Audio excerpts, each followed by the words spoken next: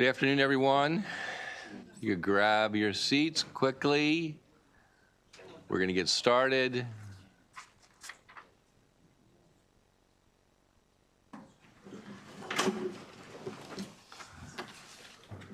Everyone, welcome back to Budget and Tax. I know you're all excited. I can see the smiles on all your faces. Same rules that applied last year apply this year. 2 minutes. Sponsor will have as much time as they need, and then 2 minutes for each witness. We have that system, same system. You'll actually see the lights on the screen in front of you, and so you know what is it? When's it go yellow? Yellow is 15 seconds, and at 0. Right. So you'll see yellow when you have 15 seconds left, and then red. That'll be the end of your testimony, and it'll also give a little chime. Of course, finish a sentence, maybe a thought, depending how long the thought is, but we appreciate everybody's cooperation. So with that, Senator Rosapep is so excited to get started. He's already up there. It's amazing. Take it away, Mr. Vice Chair. Thank you very much, Mr. Chairman. If I could ask the witnesses testifying for the bill to come up and join me at the table.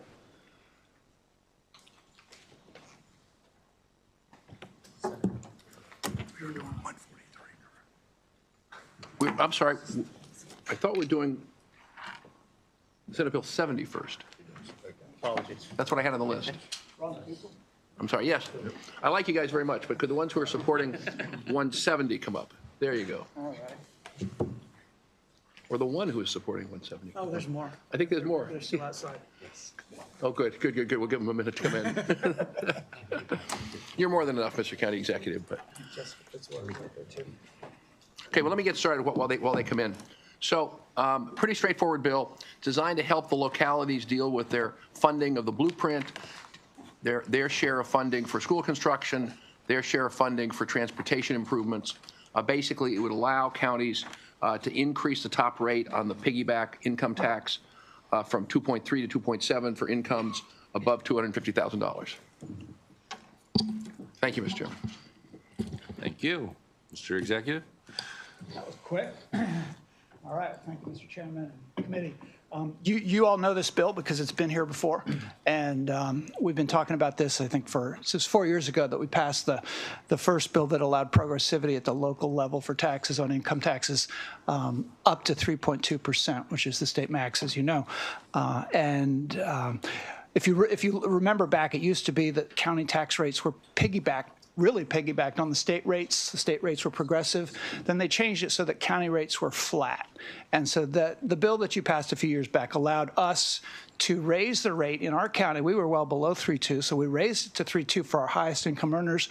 We lowered it below to 2.7 for our lowest income, for the first 50,000 of everybody's income. So we have a staggered system now. And when we did that, there wasn't much opposition. It created a little bit of revenue for the county, and it was a good thing. But for the half of the counties in the state that are at 3.2, that didn't help them.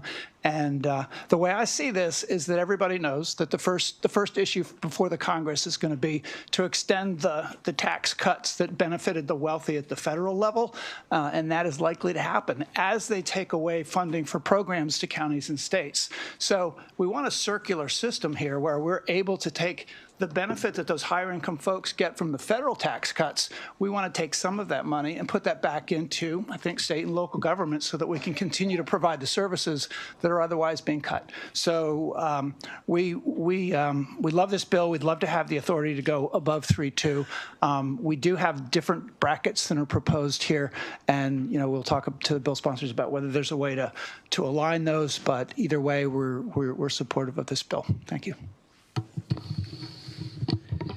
Thank you, Mr. Chairman and members of the committee. Kevin Canali here on behalf of the Maryland Association of Counties in support of this bill. You have my written testimony. You've heard what the bill does. Look, I think what we're looking for are more options to put upon the table. Right now, where 2/3 of Marylanders live, the only option for their county to raise revenue is the property tax. So when a business or a resident comes and they need something that's going to require revenue, the only thing we can tell them is, well, we can raise your property taxes. We know that it's not equitable, it's regressive, and so we want to have more options to put upon the table. This is an enabling bill, and we want to be able to have conversations locally that have different options, different outcomes in terms of how we can pull different levers to raise revenue. We don't think it should just be the property tax. And again, 2/3 of Marylanders live in counties with the maximum rate. So for 2/3 of Marylanders, they don't have any way to get equitable treatment for the local income tax without counties sacrificing revenue for schools, safe streets, et cetera. So this just provides more equity and flexibility for counties. Again, it is enabling. We think that this mirrors the governor's proposal in terms of increasing equity and making it more progressive. So I think it aligns with what we'll see there as well. And so we want to be able to provide more progressivity. That's the intent here. Just like the state, just like the federal government, this is standard practice. We don't have that ability locally. We'd like to do it, but we need a little bit of flexibility on the high end so that we can provide relief to folks on the low end. And for that reason, we'd support the bill and urge a favorable report.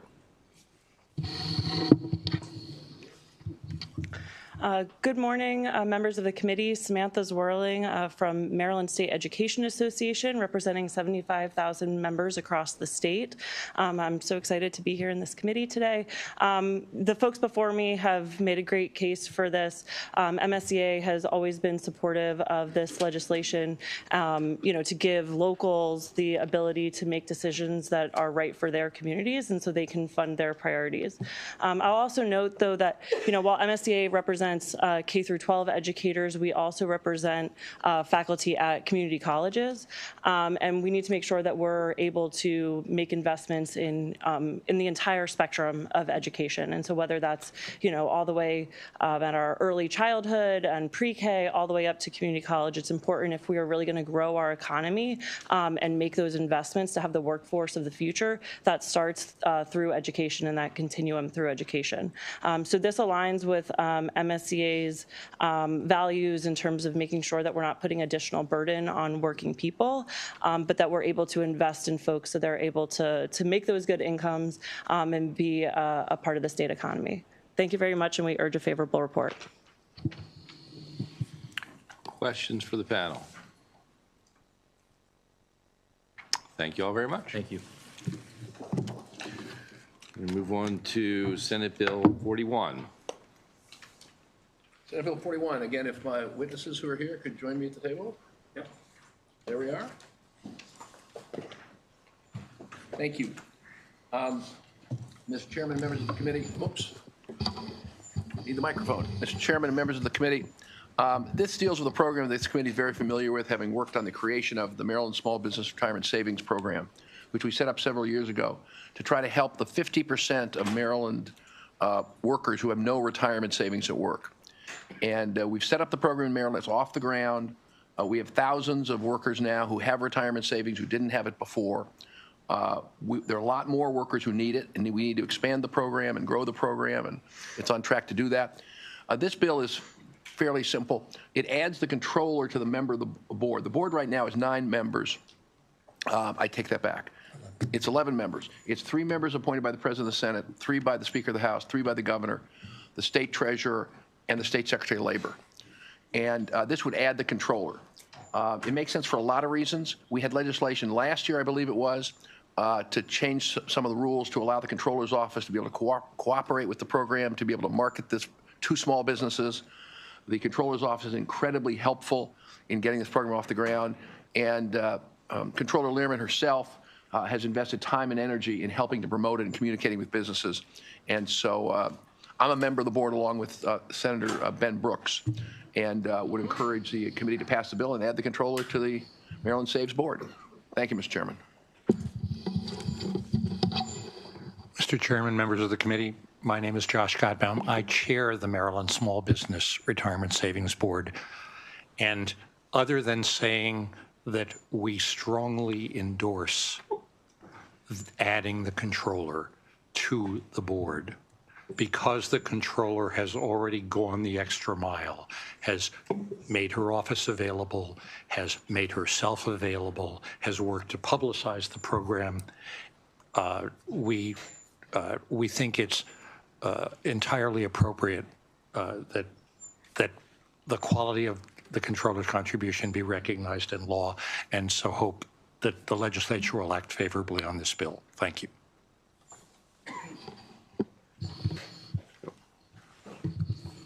Hi, my name is Glenn Simmons. I'm the Executive Director of Maryland Saves.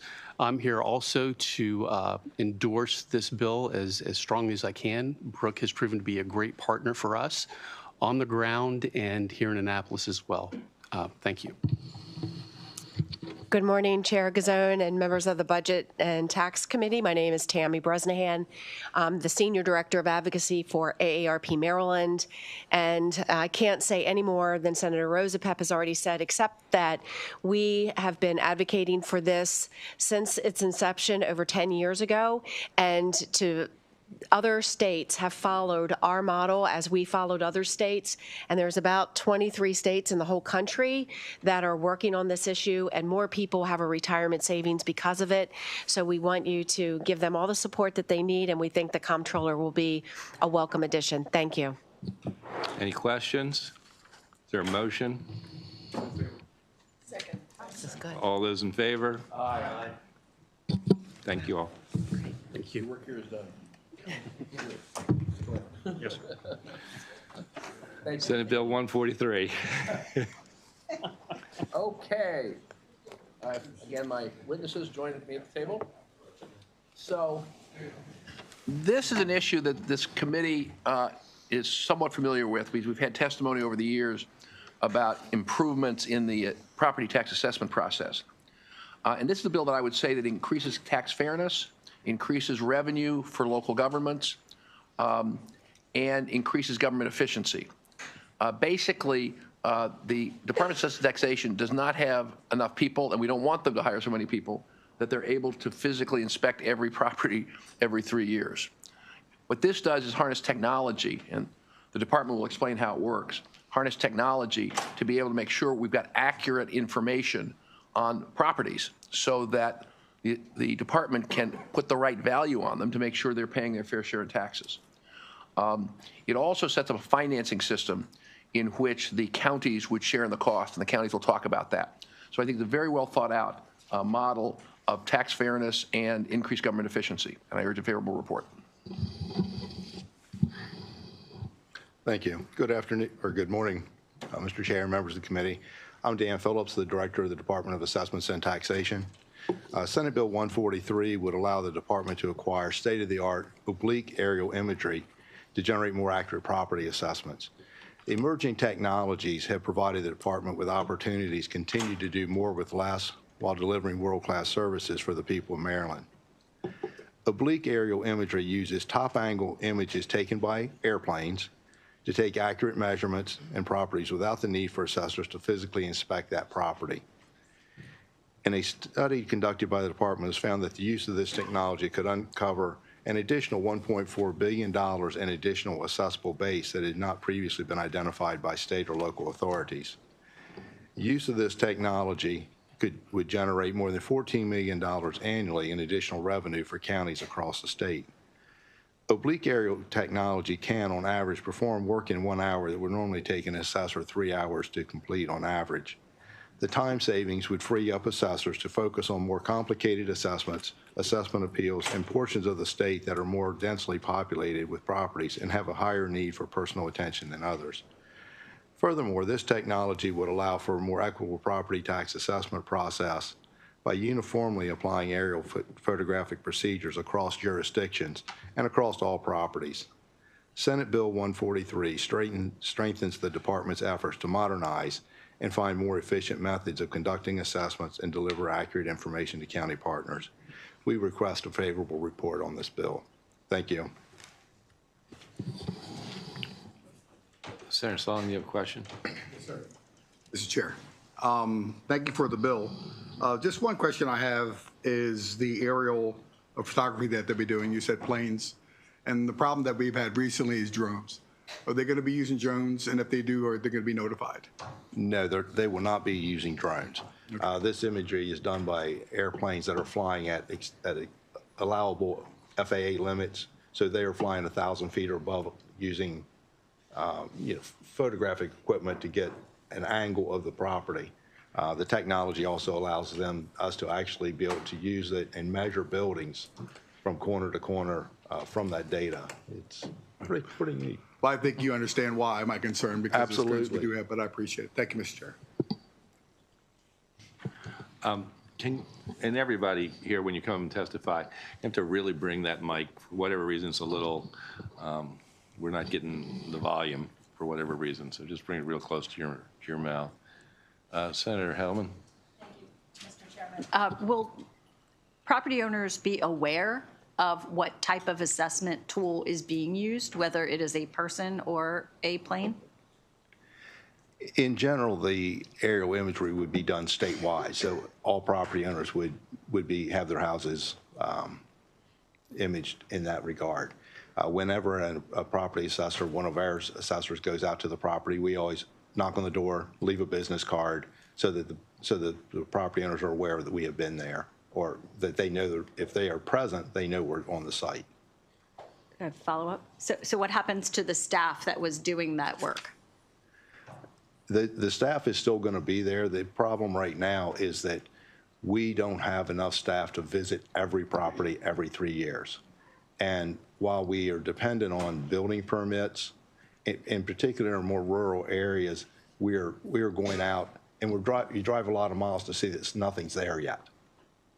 So we're trying to use this as a way of being more efficient in our processes for our staff. And for appeals as well? Yes. Okay, thank you. Senator Bailey? Thank you, Mr. Chair. Real quick question. I'd just like to know, when we talk about the aerial photography, how does this differ from what, like, the Department of Agriculture has right now, and the way that the state looks at agricultural property? Because when we look at the nutrient management plans and having represented, I represent rural St. Mary's and Calvert County. Right now, the state on our properties, we have very clear aerial photos that they send to us every year. They analyze every single acre down to very small areas about nutrient management, and that's a bill that the state already has. I just wanted to make sure that if we look at an expense like this, that it's not something that the state already utilizes. We have talked to other agencies about this. Some of the things that are being used very often are satellite-based. We've talked to the Department of Natural Resources. They do a lot of coastline measurements, but they use LIDAR, which is a top-down imagery. You can't measure how wide things are. You're not actually measuring from the side to get an idea of the size of buildings. The same thing with a lot of the agriculture is using satellite imagery, which is the top-down imagery, which gives very accurate measurements from the top. But when you're trying to measure a house, if you're looking at the top and you have eave overhangs, some houses have those, some don't, so you're not going to get as accurate measurement from a top-down image. So I'd ask you to look into this, because when we look at agricultural fields, they're not flat. Okay. And so acreage is not figured by top-down looking at that. That all has to be figured in so that we can look at the exact amount of nutrients that we can put on that. So I think there is some figures that are already applied in some of this photography. Okay, I certainly can talk to Secretary Addix about that and what system they're using. Senator Corbin? Thank you, Mr. Chairman. Just a quick follow-up from my colleague here from Baltimore County. Will the individual know, it sounded like the plan is to get to full aerial, but until you get to, will someone know when they get their assessment, if the assessment was done by a plane, or will they know, like, when the assessment will say your assessment was completed by an individual, like, will the individual know that as this process is unfolding of how it was done? And then the follow-up to that is the appeal process. Does anything change with the appeal process? If somebody wants to appeal their assessment, does that differ because it was done aerially as opposed to the traditional way it's being done now? We had not anticipated notifying which method. Currently, we do a combination of field inspections and desktop imagery and our desktop appraisals. Part of the times we're looking at actually MLS data. We have access to the full MLS database. So sometimes we're looking at that as far as inspecting properties along with because we can get a lot of information from that as opposed to going out to the property and looking at it in person. So we use a combination of technologies now, and we don't currently say we're doing it this one way. Okay. As far as the appeal process, it will not affect the appeal process. Appeal hearings will still be held with an individual assessor using one of our telephone, in-person, video hearings, or Thank you. written hearings. Senator McCray? Thank you, Mr. Chair, and thank you, Mr. Director. I'm not as familiar with the technologies, so just some level of understanding was where my the center of my questions will be coming from. So help me understand, like, the still images that you all will be capturing. I'm assuming SDOT isn't in my backyard, so like,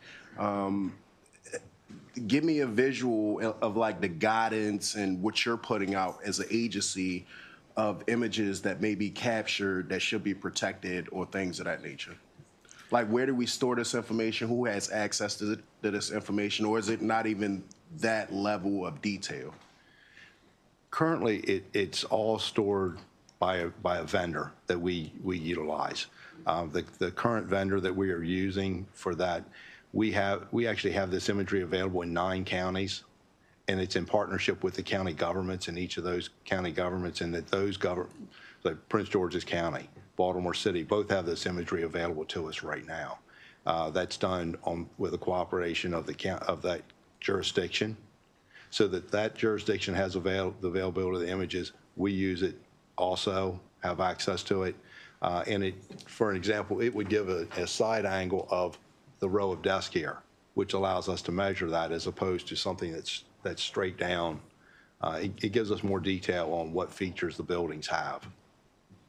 So does it go to the degree where, like, there are people, there are kids? Like, that's the understanding I'm trying to get and understand, like, what guidance as a government, like, we have different obligations than sometimes the private sector. And this is new to me, so like, I'm trying to get an understanding of, like, what is it that you all are capturing, and the things that you know that I'm trying to get to that should be protected, is it protected? The images are shot from a level that, while you can see the buildings fairly clearly, there still are some limitations to it, quite honestly, because if a tree's in the way, a tree's in the way.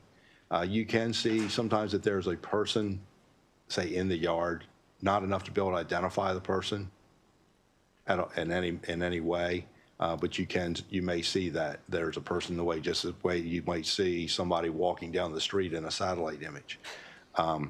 It's not as close as, say, Google Street View, which, if you looked at that, they typically will blur out faces of people, but you can see quite clearly even what they're wearing. These images are not that clear to be able to identify and see people clearly, but it does allow us to see the buildings quickly.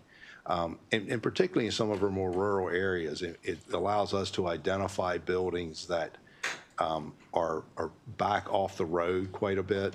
I mean, we have a number of properties. I mean, we might go out to them and they have a chain across the property that, so that they're trying to keep anybody from entering the property. In those cases, we can use this imagery to truly measure the buildings and make sure that they're added to the tax rolls, as opposed to otherwise we're going out there, finding we can't access it, trying to contact the property owner, trying to make an arrangement, going back out hopefully to look at the property, and maybe having access denied, in which case the buildings just are not taxed. Because if a property owner tells us that we're not allowed on the property, we don't go on the property. Mr. Chair, I'm going to take my questions offline with the director and have a subsequent meeting, but I do want to make a point of, like, we've had this conversation in my jurisdiction in reference to aerial surveillance and our police department using it, and I do think that there is some public concern in reference to that. And I didn't hear, as I was asking my line of questioning, like, if you would be proposing some level of guidance in reference to, like, how your folks go about that, but those are the questions that I'll ask at our subsequent meeting. Okay. And just to add, if you'd like, Senator, we can also share to any members of the committee sample photos of the kind of images that we're talking about, so you can take a look at what those look like, since, as the director mentioned, we do have this active in 9 jurisdictions already, including Baltimore City. And definitely, we'd be happy to talk through some more of the guidance that you're talking about. Okay, any other questions? All right, thank you very much. I know we've got a couple that you still need to do, but we're going to bring Senator Feldman in. I'm done. No, you're done. Yeah, yeah. Oh, They're not done. They're not Yeah, done. yeah, yeah. Includes the Roosevelt. Thank you very much. So Senator Kagan, I see you here also, but we've got 2 other ones. I hope they're short. I think they're short, after Senator Feldman, to allow the Director of SSTAT to get on his way. Can I bring up my panel? Absolutely. One panel of Yep, you folks. absolutely. Thank you, Mr. Chair. It's a little odd to see Senator Karen Lewis Young on this committee to my right, but she looks very comfortable. She's ours now. Yes. Okay, let me just start by saying, like, having just received the fiscal note, I'm fully aware of some of the challenges the bill may present. That said, for those of you, actually a majority of the folks here were with me this morning at Government House, hearing the governor present the budget, proposed budget, and what was the takeaway from this morning's presentation. And I'm looking at Senator McCray, Rosapep, Chair Gazzoni. He said that the key to solving the budget deficit, structural budget deficit of our state, is to grow our stagnant economy. Private sector job creation is the key. And he backed that up this morning by saying that he was investing $128 million in that endeavor, economic development and job growth. And so let me just kind of lay out the basic case for this particular piece of legislation, Senate Bill 91.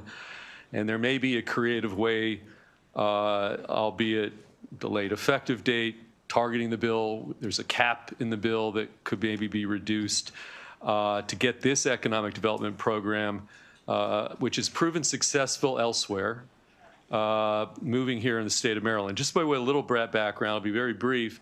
There have been several proposals over the years that I've sponsored that, working with this committee, have passed, starting with the Biotechnology Investment Tax Credit many years ago, which has proven wildly successful in terms of helping our early stage Maryland biotech companies to survive the valley of death. And that program has paid for itself many times over. In the clean energy space, we've had a lot of bills that I brought into this committee just last year. The governor last year actually talked about how clean energy's not going to just be part of the Maryland economy, it will define the Maryland economy. I had a bill last session, Senate Bill 960, which this committee passed, which redeployed some funds in order to establish the new Climate Technology Founders Fund, which is administered by the Maryland Clean Energy Center, to provide early stage funding for startup companies developing qualifying climate technology projects, solar, wind, energy storage, et cetera, et cetera. So the key here, taking again what the governor talked about this morning, making Maryland an attractive place to establish and grow businesses, particularly new innovative tech companies, I think is the key ultimately to not just growing the economy, but ultimately to solve our budget deficit. So with that background, what Senate Bill 91 is based on a very successful program that's been in place in New Jersey for 25 years. And it is designed to stimulate sorely needed financing and liquidity opportunities for new expanding biotech companies. And this is how it works. So what the bill does, it would create an income tax benefit transfer program within the Department of Commerce. And this concept's very simple. If you're an early stage tech company in this state, you're in this valley of death. You actually have losses. You may have accumulated net operating losses. You're losing money. Or you have some R&D tax credits that you've compiled. So what this bill will allow is it creates a program where you can take those unused NOLs, net operating losses, or unused research and development tax credit and transfer it to a bigger company for cash. Now, the bill says that that deal has to be at least 80 cents on the dollar. So it's a win-win for the company, the bigger company. They can get those tax benefits. And it's great for that small early stage company because they're getting cash, 80, 84 cents on the dollar.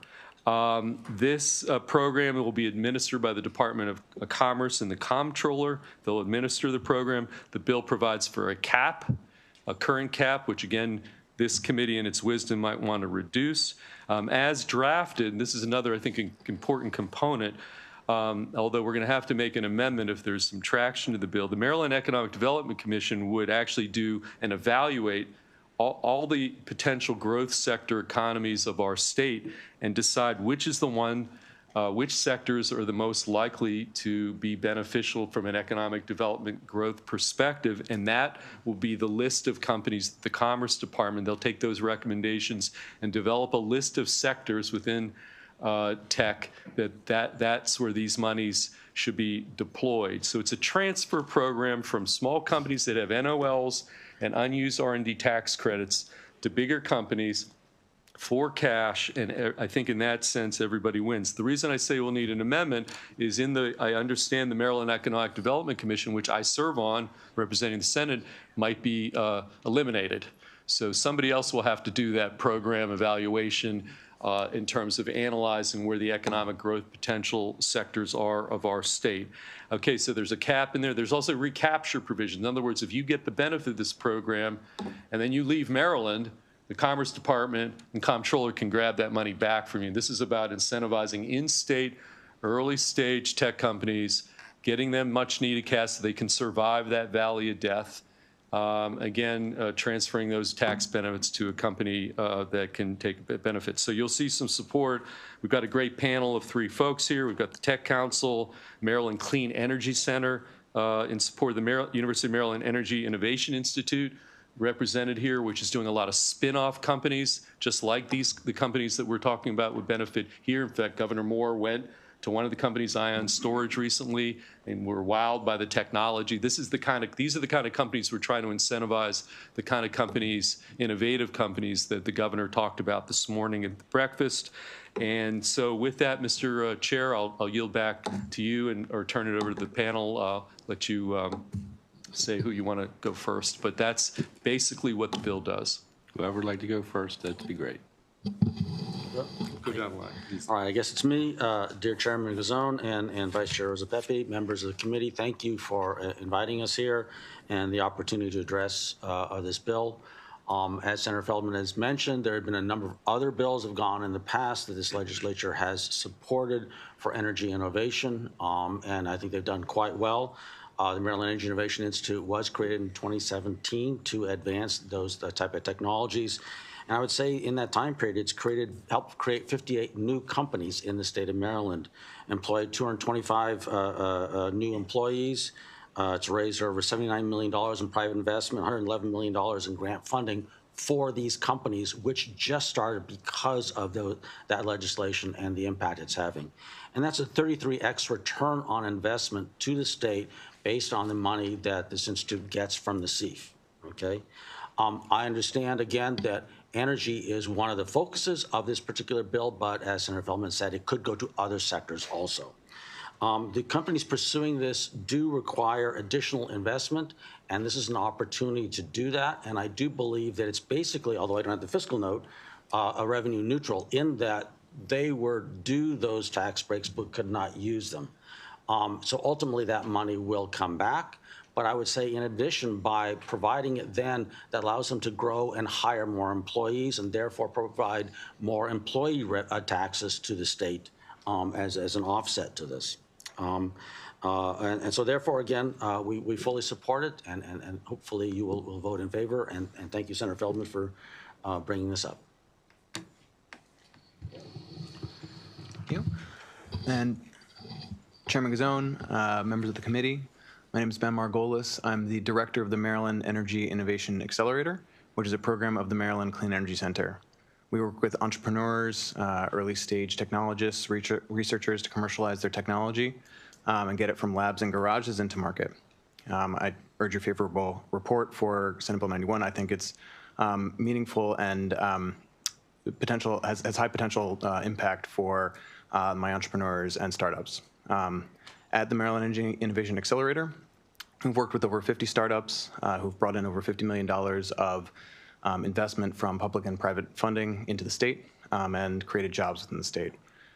What I hear most often from my CEOs and entrepreneurs is the need to access capital. I believe this legislation provides meaningful access to capital and can create economic growth and drivers for those startups.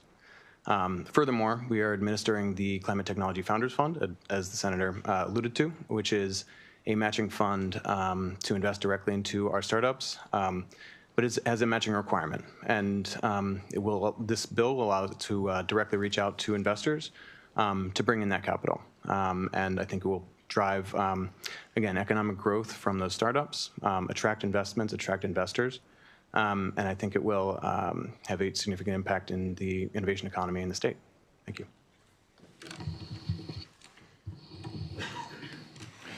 Good morning, Chairman. Good morning, committee. Thank you for having me here. My name is Jorge Diaz-Schneider. I am the CEO of Ion Storage Systems, a company that is creating the future of batteries right here in Beltsville, Maryland.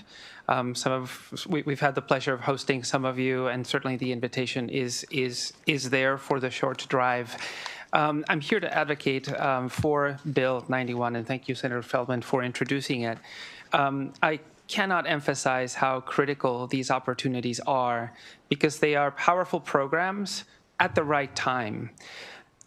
We'll take on the hard science. We will take on the ownership of all the innovation that Maryland is already credited for, going from innovations at the University of Maryland and other programs, and really bring those technologies to market.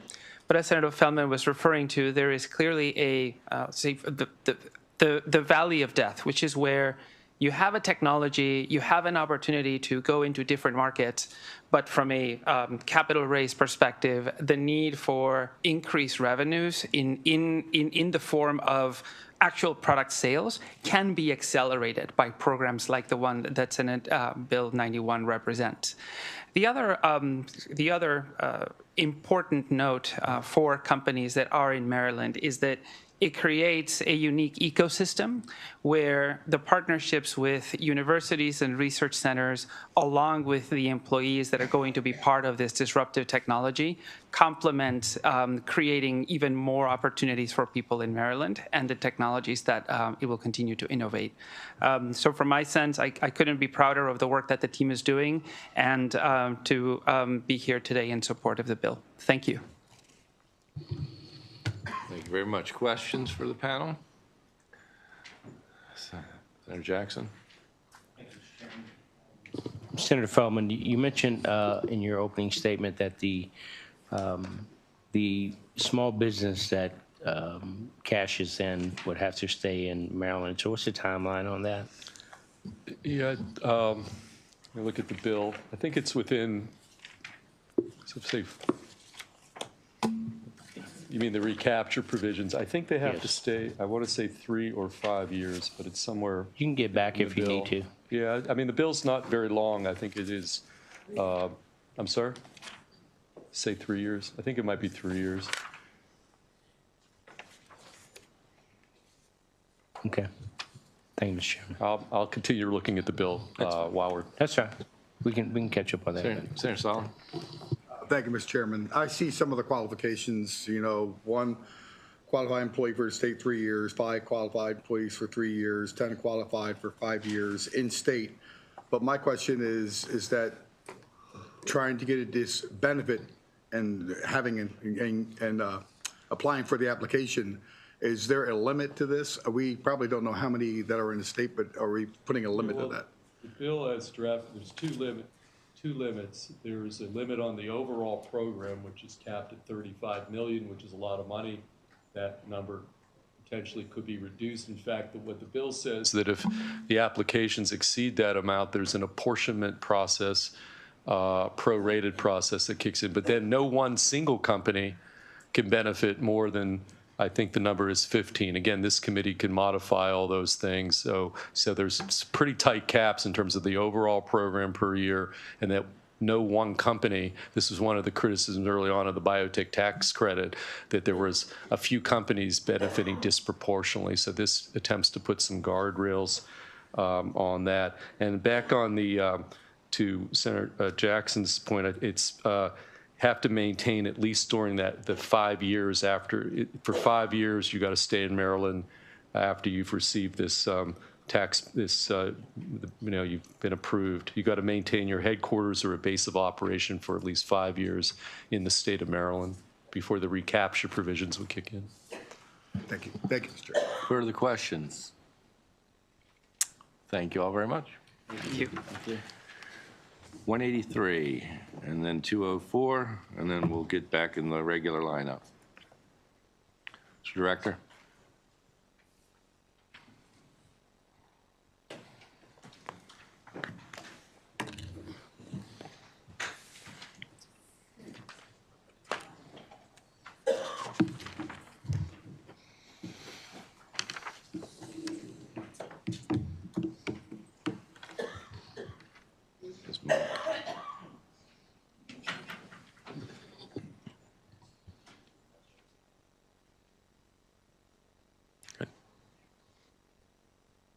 I think you're good to.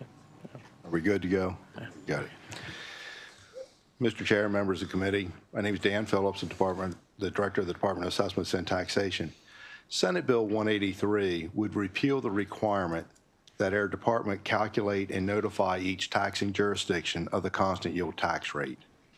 Currently, the department is required to calculate for each taxing authority, 23 counties, Baltimore City, and each municipality, the constant yield tax rate.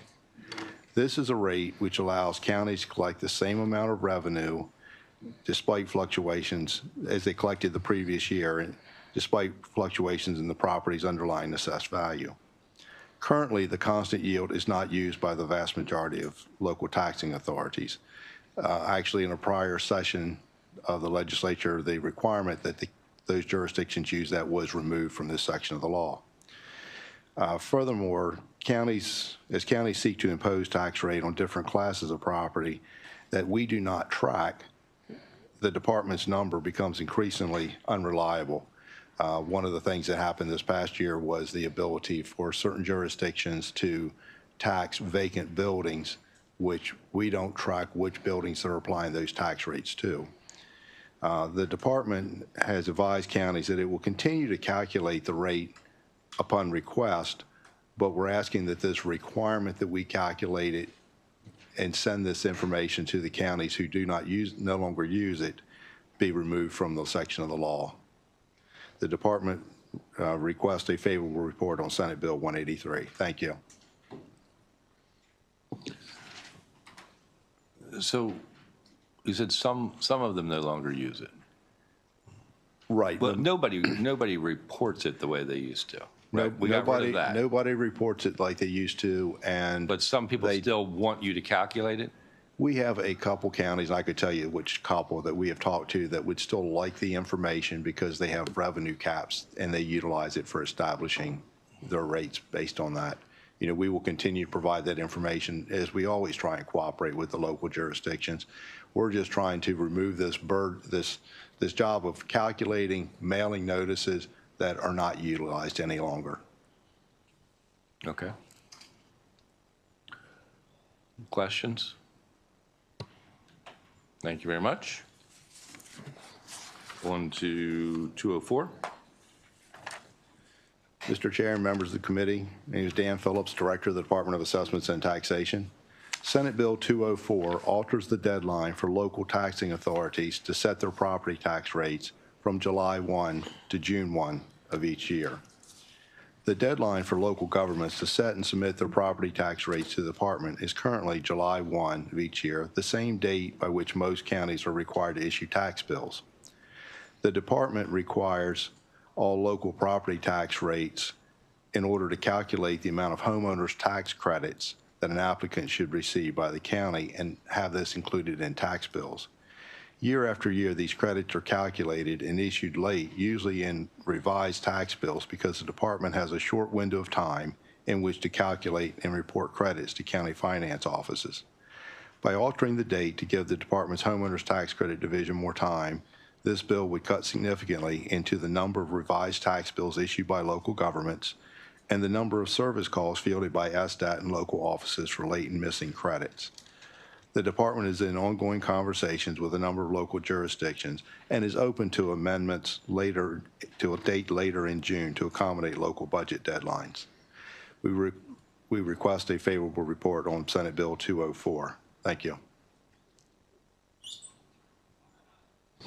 Questions? Thank you very much. Thank you, Mr. Chair and members of the committee. All right. Senator Kagan, maybe still here and out back? She's probably in the hall.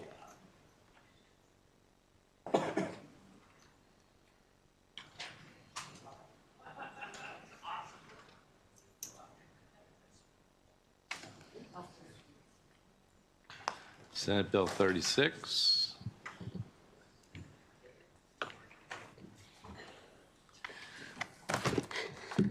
Thank you, Mr. Chair. Which bill are we doing first? 988, 911.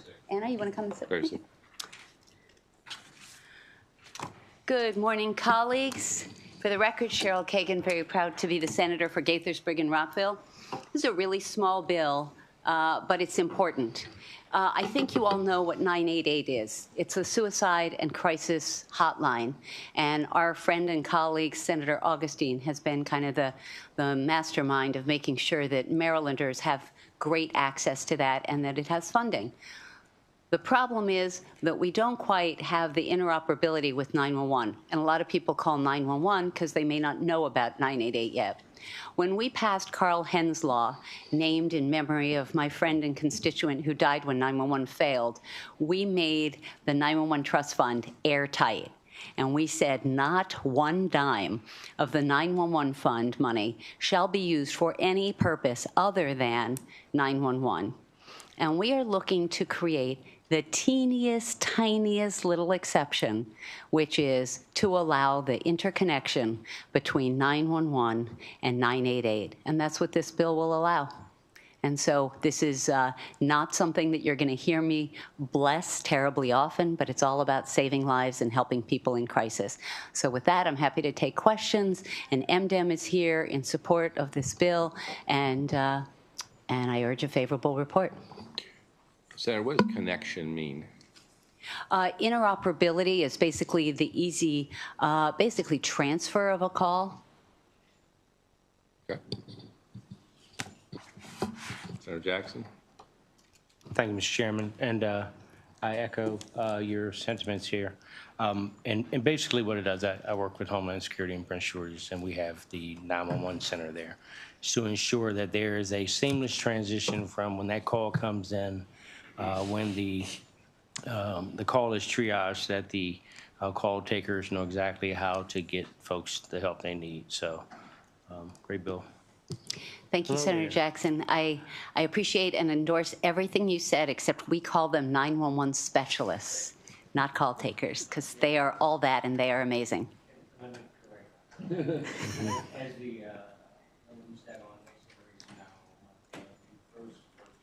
Yes.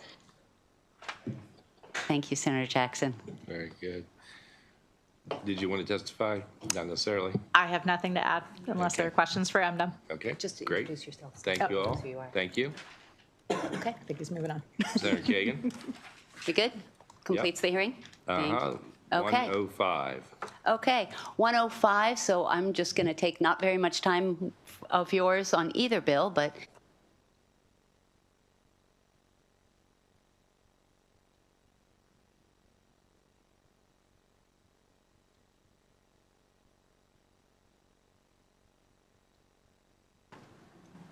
are we good? All right. Cheryl Kagan, very proud to be the senator for Gaithersburg and Rockville, bringing back the Green Bill. The Senate has passed it unanimously 3 times. We are starting early in the House this year and hope that this will be the year. It is very similar to the bill that we've passed unanimously 3 times, but we now have a source of funding. So in addition to the Governor May Fund, we now are looking at MEA using SEAF money, which is available, the Strategic Energy Investment Fund, which has a lot of money around. So this is not from the general fund, it is allocated. MEA already runs the Jane Lawton Fund. This is similar, but it is for nonprofit organizations to be part of our climate solutions. Nonprofits apply, they bring 10% to the table for the cost of them putting solar panels or wind energy or something, so they can participate and help us meet our greenhouse goals, reduction goals. The MEA is also asking or suggesting that we consider shifting this program to MCEC. I leave it to the will of this committee as to which you think is the better repository. We just want to make sure the funds are available because we think this is going to be very well subscribed. Maryland Nonprofit strongly endorses this. Henry Bogdan is here. He's not sitting with me, but he should be, and is available for any questions. And I think that's probably all you need to know, but I'm happy to answer any questions. Questions, anyone? Thank you very much. Thank you, Mr. Chair. Thank you, colleagues. Okay. Okay. Senator Folden, 104. Senator King.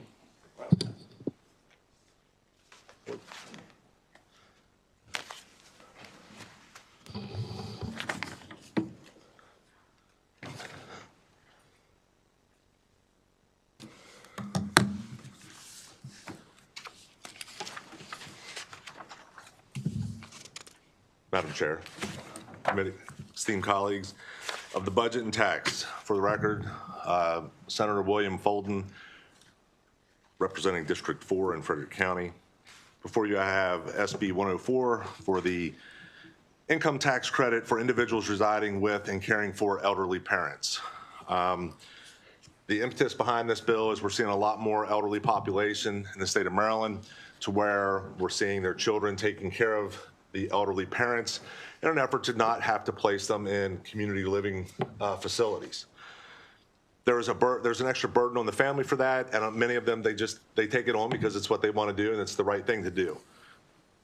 The idea behind this bill is that much like we have a child tax credit when we're taking care of our children and we're raising them up until they're 18, the government feels it's the right thing to try to give us a break because of all the extra costs associated with raising children.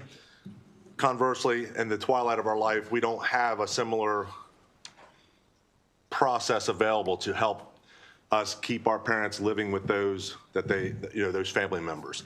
And I think it's an invaluable thing to have those elderly be able to stay with their children if we can all do that. And this would hopefully be a small little assist to those that wish to keep their families together, their parents with them, their aging parents, to be able to lessen that burden on the families and the cost of senior facilities. Currently, there is a caregiver program in 2024, and this does address for those that are 60 and over that have Alzheimer's or a related disorder. This bill would point out that if you were caring for an elderly parent that is 70 or older and they're living with you, then that would qualify as there would have to be no disease or ailment. But the idea that in these inflationary times where seniors in our state are finding it difficult to remain in our state, we're trying to help both sides of this, the families and the actual caregiver, the senior and the caregiver. Senator Folden, can I ask you a question? Yes, ma'am. Does this cover if it's a spouse? It does not. I don't have it that way. Just a parent? Yeah, right. It was, as I recall, it was for the parent. Okay. Madam Chair. All right. I was the surviving spouse in an Alzheimer's situation, and it's the same kind of thing, really. As soon as you said that, that's actually, I don't know that the one from 2024 doesn't cover that. I think that one does cover that one, Okay. Madam Chair. Okay, thank you. And that would be the caregiver expense grant program. Okay. But that act brought up that the governor may include up to $5 million, but there was no provision to require it. So with that, I would respectfully request your favorable report, and I'm happy to entertain any questions. Senator Jackson.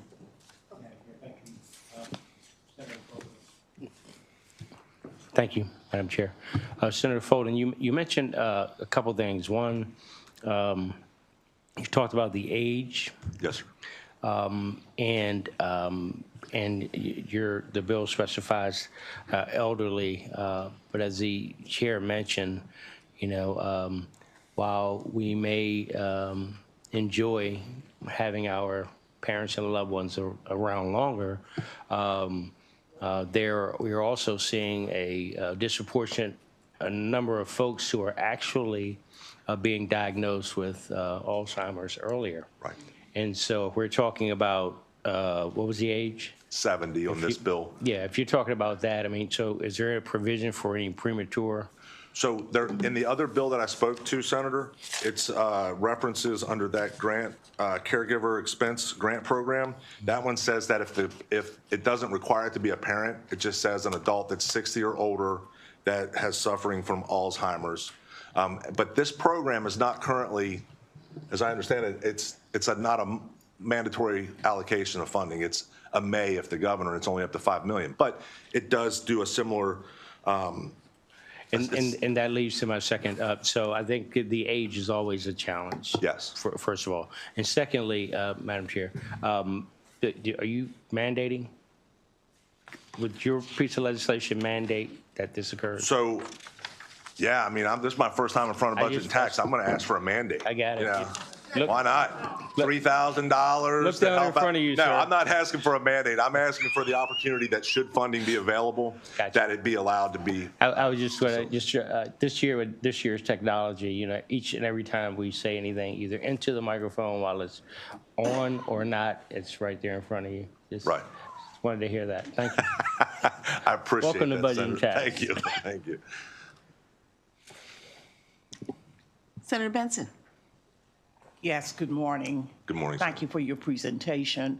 I would ask, Madam Chair, if we could have the representative for AARP to come up for a minute. I just need to ask a question, if I may. Is that all right? Well, thank you very much. I thought you all would have. I'm scheduled to testify, I think. I'm down, right? I would like for you to tell me the difference between what is being proposed here this morning with this piece of legislation as opposed to the bill that we worked on last year, and I think was Senate Bill 202. Yes, it was Senate Bill 202. That was How are these two bills different?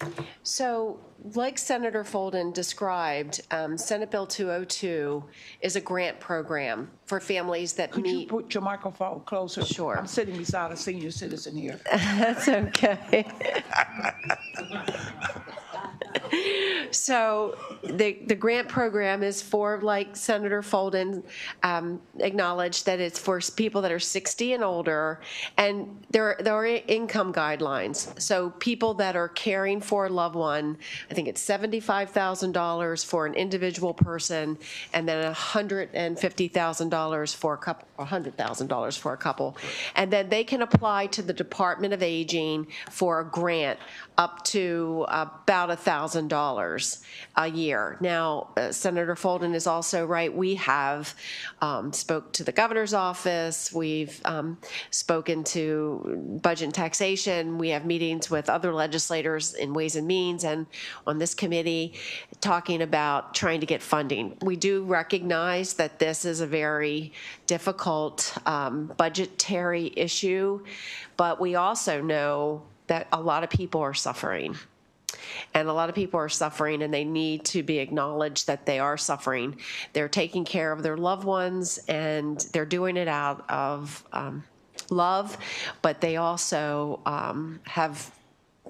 have a lot of inflationary times that they're meeting, and it's very expensive to take care of someone.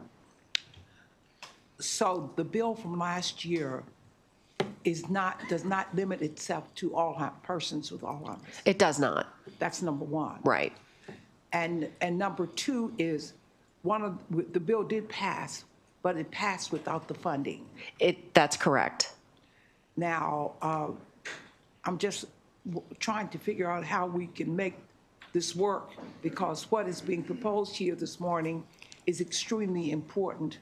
It is. I don't want to take anything away from this bill, but we are working very closely, Madam Chair, with the governor's office and with everybody, Lottie Dottie and everybody, to ensure that they understand that this funding is very important, because a lot of the caretakers are being subjected to having to spend money out of their pockets. And there's nothing in place right now that will allow them to secure taxes or a refund, or will compensate them for the money that they spend. Right.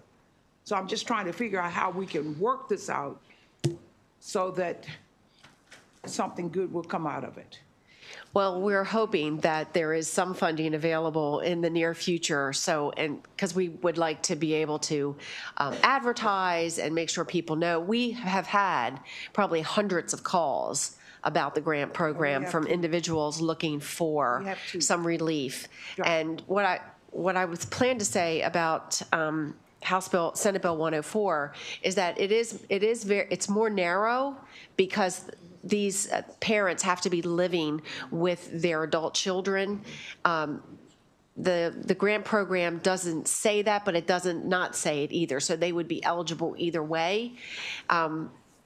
So we would, and having the age of 70 on it, I was like shocked when I saw a $40 million fiscal note, because I didn't think that there were that many people in the state of Maryland housing or taking care of their 70-year-old parents. So, but I think just the mere fact that Senator Folden brought this issue highlights what we've worked on in years previous. I mean, the caregiver tax credit bill has been before this committee for at least 10 years. And so in good times and bad times, and it is what we believe an issue that needs to keep ringing the bell. Thank you very much for that. Thank you, Senator. Yes, Senator. Thank you for this bill. I like to try to anticipate the unanticipated consequences of a lot of the legislation that we move. And frequently, depending upon the situation, if a parent has severe dementia or severe physical disability that requires daily therapy, living at home might not be the best option. However, the tax incentive might be a motivation to keep that parent in the home. Have you all had any conversations about that, and how you even might have the capability to monitor that? I haven't had any conversations, but people who care enough about their parents to take care of them in their home, what you're suggesting is that they would want to keep them there rather than put them in a place where they get the care that they need just to get the tax credit. If that exists, I can't imagine that it is that widely spread. And we also think that it would save Medicaid. These people that are in their home, there would be an offset of savings to Medicaid, then they would not be spending down and then be forced to use state Medicaid dollars. Yeah, and that was one of the points that was brought forward about this bill, was the importance of having family there. You know, you're going to have that natural inclination to give that proper and loving care, and then it also would reduce some of the expenses dealing with Medicaid, because they're not going to be in these off-site facilities, or they're going to be in the home with the family. Yeah, and we've got a Yeah, lot of I bills know. to do here. But what the data shows that those who are kept in their home and they have a caretaker live longer and they're in better health. Yeah. My grandmother's 96 years old, and she still lives at home and, Yes, well, and has family of course. taking care of her. All of us, one of these days, will become senior citizens. That's right. Yes, ma'am. Thank you. We'll all need Okay, moving right along. Do you have anything more to add? Okay. My name is Paul Schwartz. I am National Vice President for National Active and Retired Federal Employees. And as we mentioned, Medicaid, as we all know, is more than a quarter of Maryland's budget. And nursing homes account for a major portion of Medicaid expenditures. Anything that extends the period of home care and delays entrance into nursing homes saves Maryland money. And that is exactly what this bill does.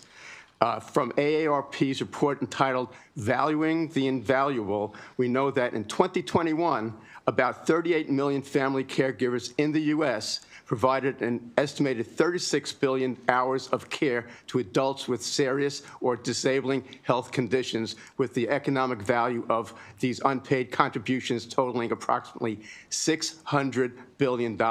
In Maryland, an estimated 760,000 caregivers provided about 710 million hours of care at an estimated value of $12.5 billion.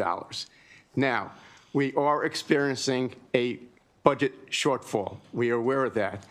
But the comptroller, Brooke Lehrman, indicates that to a great extent, the shortfall in the budget, it can be attributed to declining population. Let's keep the care recipients and the caregivers here in Maryland and not watch the caregiver move the care recipient to another state and lose their tax money, including sales tax, fuel tax, property tax, and state income tax, to another more friendly state. Now, I'm sure that legislative services factored all that in to arriving at their fiscal note of $40 million. I'm kidding. Last year, as was mentioned, we were successful in getting a grant done, but the grant program is not user-friendly, to say the least. And so all I'm saying is this is the way we can actually attract more people to do this and save Maryland money in the long run. Okay, thank you very much. Okay, Senator Folden, you've got Senate Bill 136. Do you want to give that one too? Yes, ma'am. Thank you. Madam Chair, esteemed members of Budget and Tax, for the record, Senator William Folden, Frederick County District 4. Before you today is Senate Bill 136. And basically, this is for the Safe Schools Fund and the grant allocation. Currently, we have a program set up that there's a $10 million fund set up that's distributed across the state to assist with ensuring that we have police on site or available, they're trained, and that they have the equipment to properly serve and protect our children in the schools. And in this age that we live in, we want to make sure that we're doing our best to ensure that we are maximizing the effects our abilities to keep them all safe. We've unfortunately had the shooting on the Eastern Shore, and we just had a very serious incident where in Howard County, a young man was taken in school with a handgun. Thankfully, there was nothing. It was stopped before anything serious could happen. But this is the unfortunate world we're living in right now, where we want to do our best to assist our children. The current legislation for the Safe Schools Fund is $10 million appropriation. However, what we're seeing is that appropriation is not being used every year.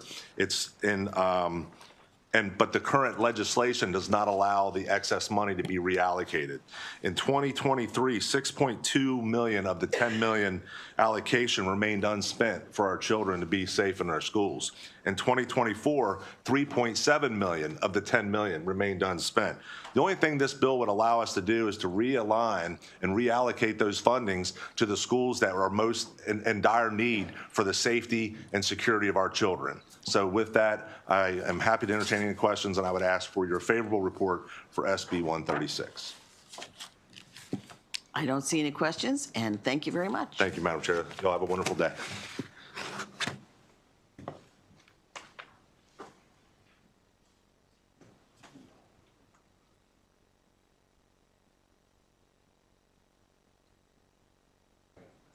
Where are we at? Senator Waldstreicher? Was this 77? Is that what we're up to? Yes. Okay. Thank you, Mr. Chairman. The bill in front of you is non-controversial, so we can move quickly. It deals with an organization called the Constitutional Sheriffs Association. The Constitutional Sheriffs Association is a dangerous organization, in part because it espouses fringe views. It is an offshoot of the sovereign citizens movement. The sovereign citizens movement believes that both federal and state law do not apply to them. And as many of you know, sovereign citizens have unfortunately gone on the attack against our law enforcement officials and murdered many law enforcement officials. There was an incident in Baltimore County in 2016 where a woman who was self-designated as a sovereign citizen raised a shotgun against Baltimore County police, and they were forced to defend themselves. But fringe views are protected under the First Amendment. But what is dangerous, especially about the Constitutional Sheriffs Association, is that it is fraudulent. Unlike other associations that freely kind of indicate what their views are, the Constitutional Sheriffs Association holds itself out as a politically neutral association, like an NCSL, but for sheriffs. In fact, that's not what they are at all.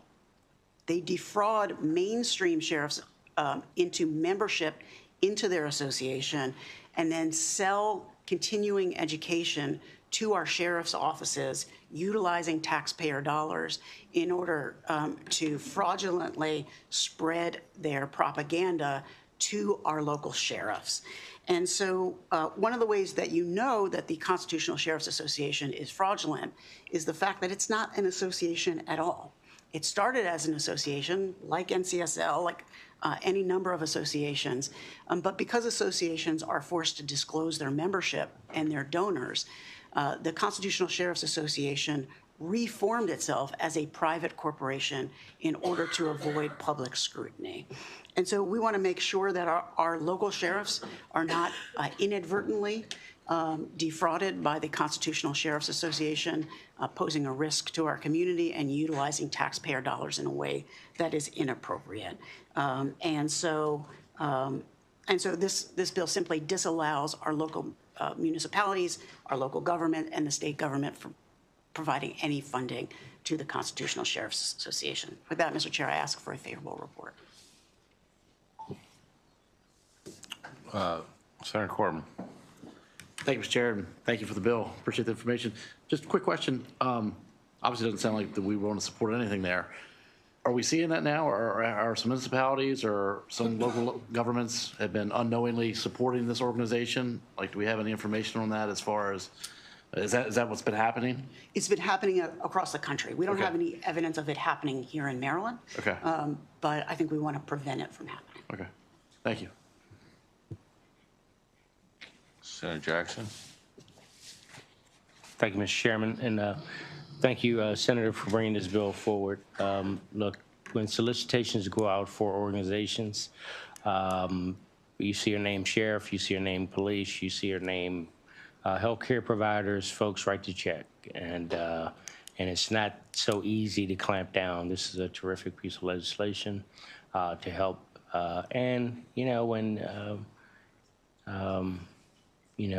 we need to protect our citizens. We do it in other measures, whether it's someone knocking on their door about energy or some other matters. So this is a good piece of legislation. The credibility comes from the national sheriffs or the Maryland sheriffs or the local jurisdictions, but most people don't ask that when the call comes or the information comes out. So we need some teeth. So thank you, Senator. Senator Jennings. Completely understand. Are there other fraudulent organizations that we know of that we think are trying to trick not just sheriffs but other, organizations, fraternal that we have, and doing the same thing? Not police, but maybe fire department or education. That Well, we know of people who hold themselves out to be similar to the Fraternal Order of Police who defraud, usually seniors, but people on the other end of the phone who say, hey, we're raising money for our local police association. Will you donate? That turn out to be fraudulent organizations. Yeah. But this is the only one I know of that is essentially defrauding people of taxpayer dollars. And that's why I brought the bill. Because I'm looking at, we're putting just this name into the bill. What about, maybe cleaning it up and saying, hey, payment to any organization that is deemed to be a fraudulent organization, and kind of make it a little more broad, where if it's determined that this is, whether it be this or any other organization that. I think the specificity in the bill is appropriate relative to the problem that we've seen. Okay. But I'm open to the idea of deferring to the committee here because I recognize that it's very rare that we specify the specific name of an organization in code. Okay. Other questions? Okay, let's move on to 86. Thank you, Mr. Chairman. The problem that this bill seeks to solve is not obvious from looking at the text. So just a quick story. My son is 15 years old. He got a cell phone 2 years ago. In those 2 years, I am pretty sure, 99% sure, that he has never made an outgoing phone call. He would say making an outgoing phone call in his language is cringe.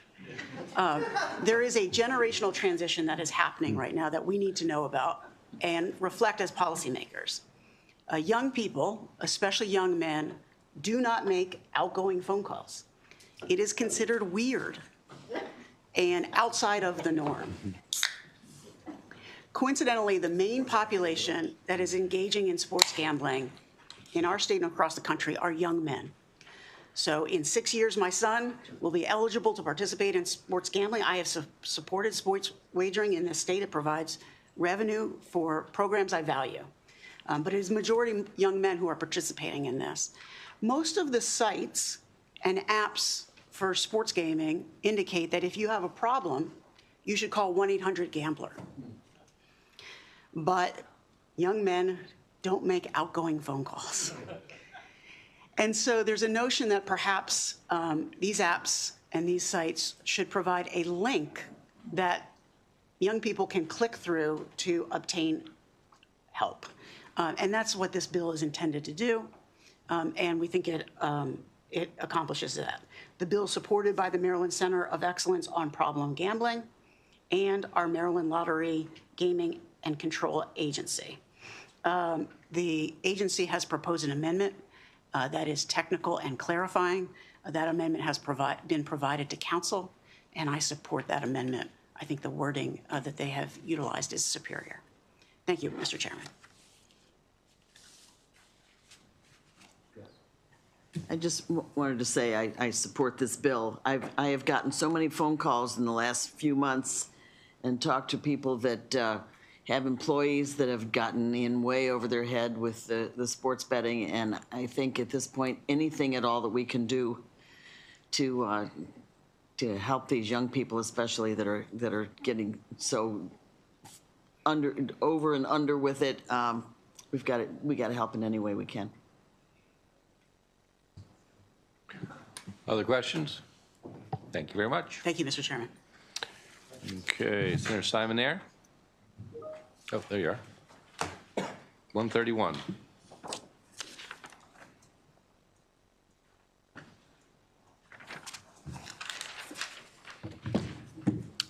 Thank you. It's a pleasure to be here. Senator Simon Ayer for the record, Senate Bill 131. I will make this very painless for you all. I know you're busy.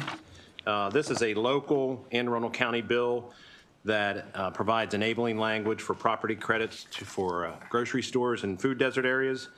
I'll meet with our Senate delegation and we'll provide you a letter of recommendation, and I ask for your favorable consideration. Excellent. 178. For the record, Senator Brian Simon Ayer, Senate Bill 178. I'll make this quick. This is a local Anne Arundel County bill. It updates our Habitat for Humanity property credits, and we will send you a letter as well. Awesome. That was easy. You like those, right? Yeah, yeah.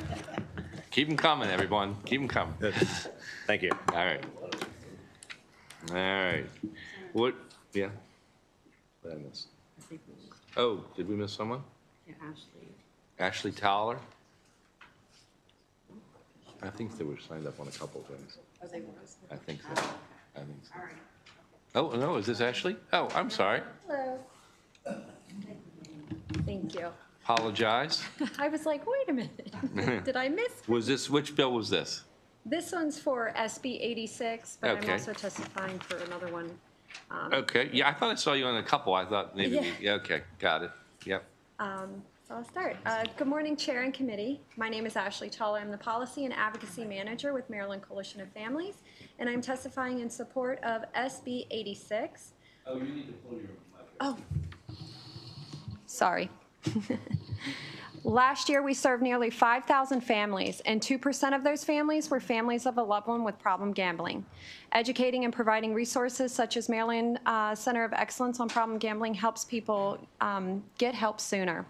Ensuring this resource is on the homepage of these mobile applications and websites will reduce stigma and provide information for support as soon as the homepage appears, which could help someone who may be struggling. I have a family story that I would like to share. A caregiver expressed she has fears and concerns for a younger family member who is also co-addicted to gaming and substances. She has witnessed the obsession and compulsion continuously to play the game. Continued in her words, she states, "I had witnessed that this secretive behavior leads to overwhelming despair and shame. She believes that if there is a resource such as Maryland Center of Excellence on Problem Gambling, and it could stay on the screen and or pop up to the gamer, so they would purposely click on it and return to their game, it would be a reminder that there is help and hope. Perhaps not at that given time, but in the event the gamer comes to their breaking point, they will remember the warning, the number, and the message." She states that she believes having these resources posted on the online platforms could help save lives. This law will further the efforts many professionals, coalitions, and doctors are using to help with awareness, prevention, and education. Most do not understand how gambling addiction places all those impacted by the addiction at greater risk for suicide ideation, thoughts, and attempts. Finally, she expressed that having this resource could save lives. This caregiver story you have just heard is one of many. We ask for a favorable report on SB 86, and thank you. That is all. Thank you very much. Questions? And we missed you for something else, too? Yeah. Yeah. What was that one? SB 97. SB 90. Where's that? Oh, we Yeah, haven't no, done it's that not one up yet. No. Oh, okay. Okay. Sorry. I'm only so flawed. Okay, we'll have you back up in a few minutes. Okay, thank you. Okay, so now we are on Senator Bailey, yes. 30. How's that, Bill 30? You're up.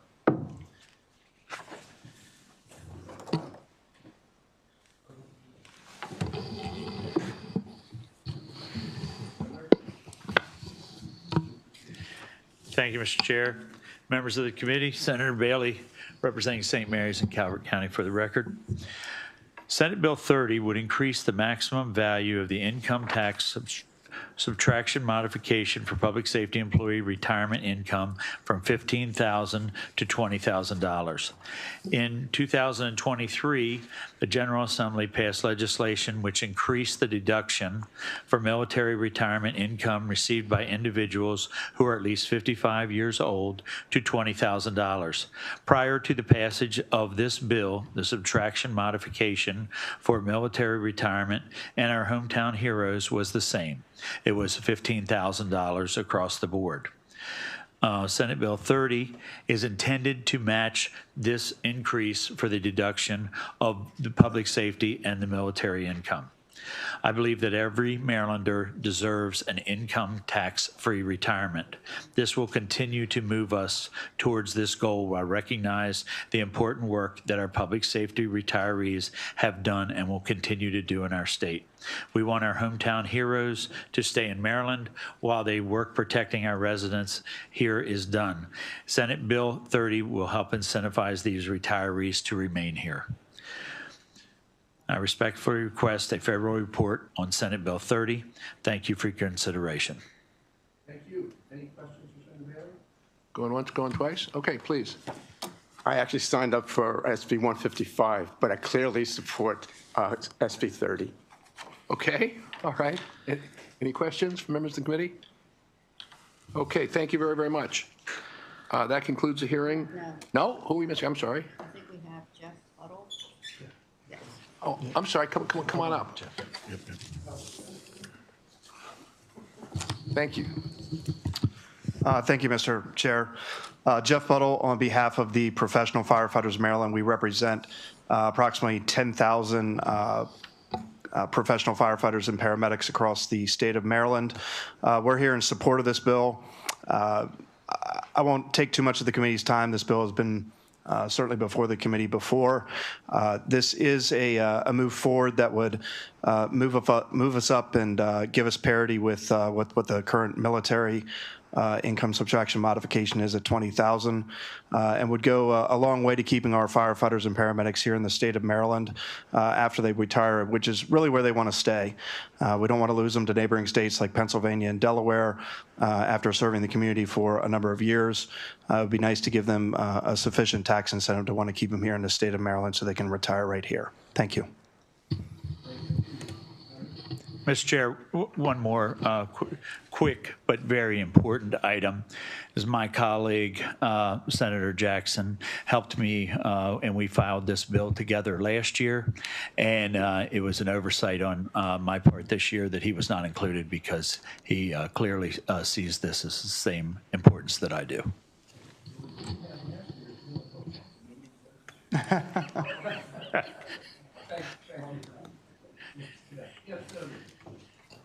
Thank you very much. First, I just wanted to we're supposed to ask questions in committee. I just wanted to make a brief comment. I just wanted to salute the firefighters. I know we had a loss recently of Master Firefighter Higgins, who was working out of the Burtonsville station at the time. So, Mr. Buttle, I just wanted to salute you and thank you for your tireless service, and please pass on the Senate of Maryland's deepest sympathy to family, and we just appreciate everything that you do every day. Thank you, Senator. I will. Any other questions? Thank you very much. That does conclude the hearing. Thank you, Jeff. Yeah, thanks. Senate Bill 30 or Senate Bill 155. Senator Bailey. Thank you, Mr. Chair, members of the committee. Senator Bailey, representing St. Mary's and Calvert County for the record. It's a pleasure to bring this bill before you today. And I will have to say, this is the first time that I, as a senator, have shared the sponsor line with a sitting county executive. Who I offered to be here today, and she said she was busy, but she was not when she sold me this bill. Senate Bill 155, the Long-Term Care Relief Act of 2025, makes alterations to the state's existing tax credit for long-term care premiums. Under current law, and I'll take just a moment, Maryland taxpayer is eligible for a one-time credit not to exceed $500 towards eligible long-term care premiums. This legislation is intended to make this program more targeted to provide greater support to those seniors who need it. This bill will increase the maximum value of the credit to the lesser of 15% of the eligible long-term care premium paid during the taxable year of $1,500. This legislation will also allow an eligible taxpayer to claim this credit every year rather than only just once. This bill limits eligibility for the enhanced credit to taxpayers who are 85 years or older, and they must have purchased their policy on or before December 31st, 2004, and who have a Maryland adjusted income of less than $100,000 for individual taxpayers or $200,000 for joint filers. This is a very narrow criteria for eligibility, and it will ensure that this relief is targeted to those seniors who need it the most right here in Maryland. This bill is identical to Senate Bill 86, which we heard last year. I respectfully request a favorable report on Senate Bill 155. Thank you for your consideration.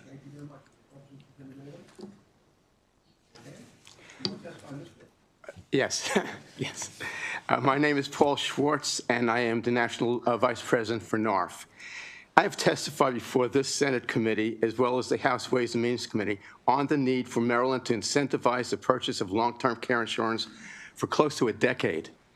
I emphasize the importance of a tax incentive to encourage the purchase and retention of long-term care insurance to help delay the entrance into nursing homes. I'm not going to repeat all of that testimony. What I want to jump to is actually the rising cost of health care. The cost of health care in America, whether the price of pharmaceuticals and the Prescription Drug Affordability Board, which is another issue, doctors or whatever, is on the rise and is simply unaffordable for many Americans, including many in Maryland. With the change in administration in Washington, we cannot rely on the federal government to address this ongoing threat to Marylanders. There's even talk of removing the $35 cap on insulin and also reversing Medicare's ability to negotiate pricing, something that was we were looking for over 50 years. We finally got it done, and that's looking at being reversed. So it's going to be up to you, everyone here, to do something to help Marylanders. Now, as the senator said, SB 155 directly affects so relatively few. You have to be 85 and older, all right? You have to have gotten your insurance back in the early 2000s, and you have to have been able to afford to keep it all those years since, almost 25 years since. So it cannot, no matter what the fiscal note probably says, it can't possibly cost us that much. But what it does do is it sends a message to Marylanders that we care and that we want to do something, even if it's to a small group. At least we care about them, and that is an important message to get across in terms of health care and the rising cost of health care. Thank you.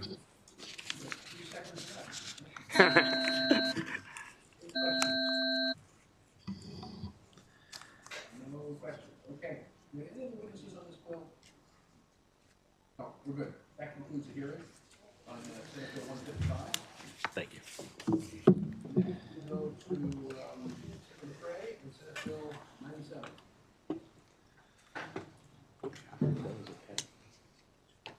Senator Watson is joining us for Triple E. Thank you, sir. Welcome. You were just following Senator Young.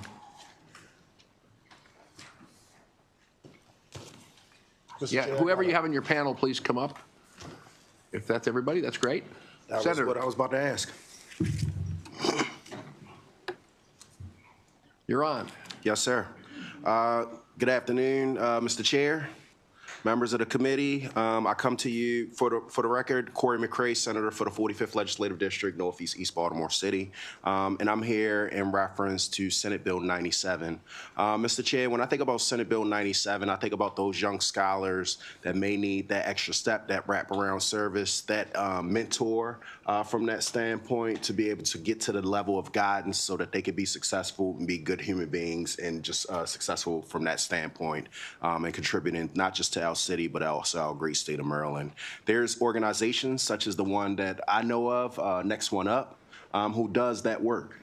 And they do that work, making sure that they lean in with a very targeted focus.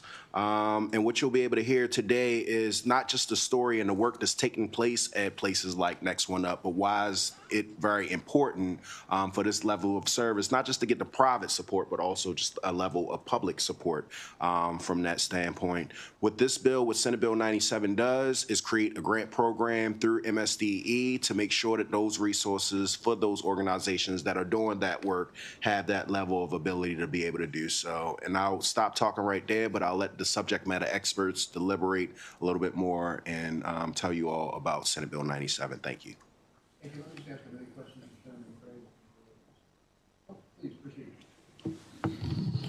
Good morning, Mr. Chair and committee. First, before I get started, I just want to say thank you for taking the time to listen to us, given the state of the budget climate. My name is Shel Simon. I'm the Senior Program Director for Next One Up. I'm sorry, I was distracted by that. I'm the Senior Program Director, and I just wanted to, I'm sorry. Sorry, it's my phone. Yeah, I think it is. Thank you. Sorry. I'm already super nervous, and that just sent my anxiety over the roof.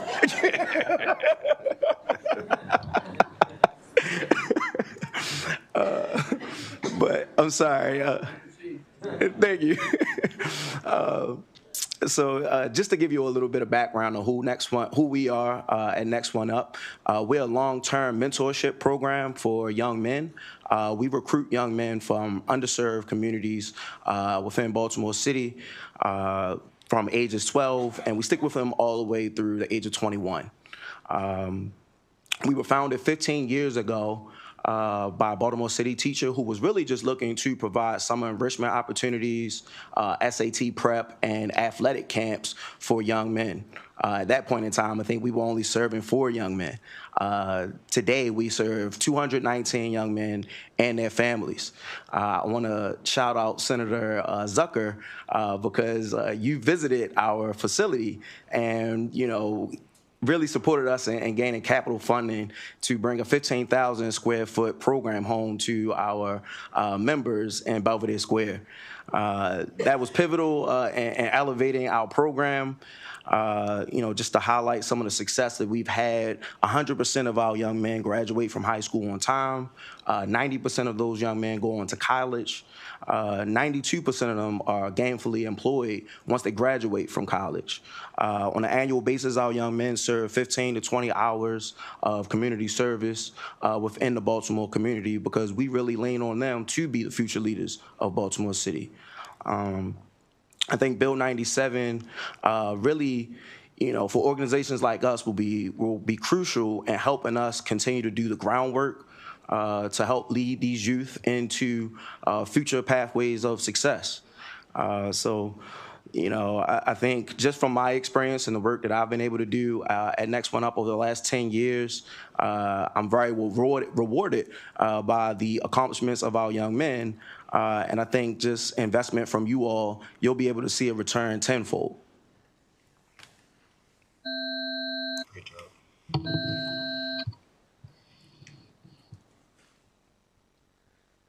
Good afternoon, Mr. Chairman and members of the committee. My name is Kevin Porter, and I'm 25 years old. So I'm an alumni of the program. I actually came to the program at the age of 14 when I was a freshman at Christopher A. Jessup High School, Baltimore City, where I was born and raised. And, one of the things that I was attracted to about Next One Up was the brotherhood and the strong, positive network that surrounded it. It's something that I still benefit from to this day. And throughout my academic and formative years, the support that Next One Up provided me was critical in a lot of the ways that Shel just touched on. As I graduated from Colgate University in 2021, the support network didn't stop there. So Next One Up actually helped me get my first job in my chosen industry from college in commercial real estate. And I still work in that industry to this day, work for an investment firm in Chevy Chase, Maryland. I live in Silver Spring. I think that as an alumni of the program, I've benefited so much from it. I mean, we've gone on group retreats where we're able to talk, have discussions with fellow group members. We've got one-on-one career guidance and just the mentorship throughout life struggles. And that's why it's really rewarding to me to be able to serve also as a board member of Next One Up, where I sit on our Programs and Qualities Committee, where our sole focus is to ensure that the programs that we're providing are in line with the mission to provide young men like myself with the opportunities to achieve their full potential, as we've been able to. And on top of that, I also lead a group of alumni. Now that we've reached a critical mass, we're moving as alumni to add another dimension to the programming to allow for more mentorship, allow for more engagement, and to really hone in and keep true to the words of the program's name itself, which is to pull the next one up. I fully support this bill. Thank you very much. Thank you. You're clearly a great ambassador. That's great. Great. Senator Salling. Thank you, Mr. Chairman. I talked to the good senator on the floor, and this is one of the things that I talked to him about. Our state has literally cut back on programs throughout our state in recreational parks and areas. I think it's a lot local. That's why it hasn't happened as much. And I love this because we need to have more programs for our young people. And this is a great program to have the opportunity to get a grant to provide, to continue. And I see the outcome. And I thank you for coming out. But Senator, I'm always encouraged when I see stuff like this and bills like this, and it encourages me, and it's a benefit for, I see Baltimore City, Baltimore County. Thank you. So thank you, Mr. Chair. I just want to tell you this is encouraging to see bills like this. Thank you. Yes, sir. Let's add all the counties, right? Senator Benson. Yes. Good afternoon. Thank you for your presentation. These kinds of programs are very dear to my heart. I'm an educator, and I understand the importance of working with our children. I want to ask two questions. How is this similar to the Boys and Girls Club? That's number one. And number two is, how do you recruit the youngsters for your program? And I think a third might be, what do you use as an attraction for youngsters to come into your program? I think from a geographic standpoint, the Boys and Girls Club is across the state of Maryland. I'm going to let them speak for themselves, but you'll hear that it's a very targeted approach, very intentional about these young men and the population that they're working with and that they're grabbing upon. Yes. So it's very similar to the Boys and Girls Club. Very similar. They about to lean in on it, but I do think that it's a very targeted, not rigorous, but like it's very intentional about like the population that they're working with. I've also been to their center a number of times to be able to see the young people and talk to the young people that they're working with. Yes, we are very intentional. We are very intentional about who we recruit. We want to go into, like I mentioned earlier, some of the underserved communities and target those young men who might be at risk to going into the streets and doing some of the, things that aren't so positive, right? So we establish relationships with middle school administrators, athletic programs throughout the city. Any connection or any advocate that we can find that will really help us target the young men who need our programming. So we're actually about to recruit 50 to 60 new young men, and we're in the process of reaching out to those advocates and saying, hey, please refer those young men who you think will be, a great fit for our program.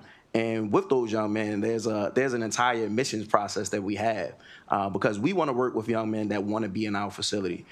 We target those young men that have that grit, that determination, that just need a little bit of help. They might have experienced some type of trauma, but I'm going to persevere through whatever I'm facing and show up on after school programming on Sundays. All of our high school young men show up from 9 a.m. to 3 p.m., which I think Senator McCray saw for himself. It's not uncommon to walk into our facility on a Sunday and see 70 to 80 young men, there for a full day of programming. And so we are intentional about the young men and the families that we serve. That's how we go about our recruiting, just by putting them through a whole admissions process, interviewing the young man and their families. And then I'm sorry, I forgot the third question that you asked. Is that focused mainly on young males? Yes, and so we use sports as the carrot to bring There these it young is. men in. There it is. We use that. We use those sports, and we don't care if they play soccer, basketball, football. We have a wide range of athletes from the young man who's struggling to make the team to, currently we have a young man who just graduated from Indiana University and is in our facility throughout the week, getting ready for the NFL draft. He's a young man that came to us in high school, and it's awesome to see that he's sticking with us throughout his success. Well, I don't want to prolong this. If I could get you all to make an appointment to come to my office. I have a nephew in Frederick County, and he takes care, he works with about 60 kids. I just heard from him.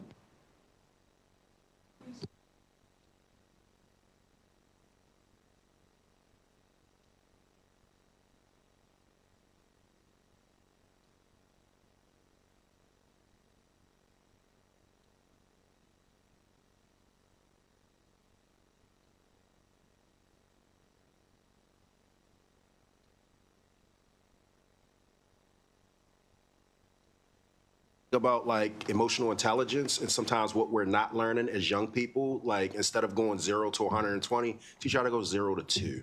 Like I saw that firsthand in reference to grooming from the haircut station that they had from that piece of it. And all my kids play sports, even if they're not good at sports, they play sports. And the connectivity in reference to academia and the sports piece of it from a confidence standpoint, from a team building standpoint, is one of the things that I saw that was driven. And I just wanted to take those 15 seconds to say that, Mr. Chair. Very good. Senator Watson.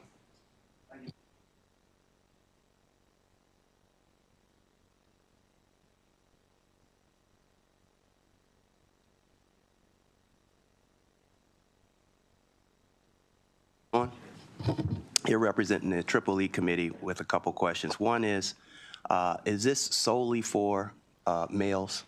Yes. Okay. And so the only folks who can participate in providing the services are those who are graduates of that entity. Is that right?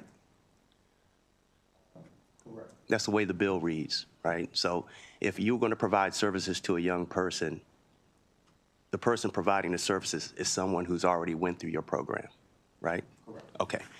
How many organizations will this apply to?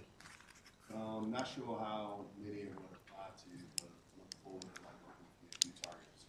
No, I'm looking at the bill. It talks about the Baltimore Youth Coalition, Mentoring Male Teens in the Hood, THREAD, the YF Central Maryland's Big Brothers Big Sisters, and a couple others. So will those organizations also have access to this grant money to provide similar services? I would assume, but I like to understand. Okay, all right. For you guys, how do you evaluate the efficiency that when you get the funds and you provide the services, how do you know it's really, truly making the impact that you expect to see? I think Kevin is a great. I'm sorry. I think Kevin is a great example, right? It's just because of that connection that we have. I'm sorry. Can you hear me? Yeah. I think Kevin is a great example, just from that connection, that connectivity, and that consistency in their lives. Like I said, we are long term. We're establishing relationships with their families. And a lot of these young men, sometimes we're their first call when they're, experiencing, hardships. But, to really kind of lean into it, we're constantly meeting with our young men and their families throughout the school year. We're looking at their grades. We're tracking their attendance.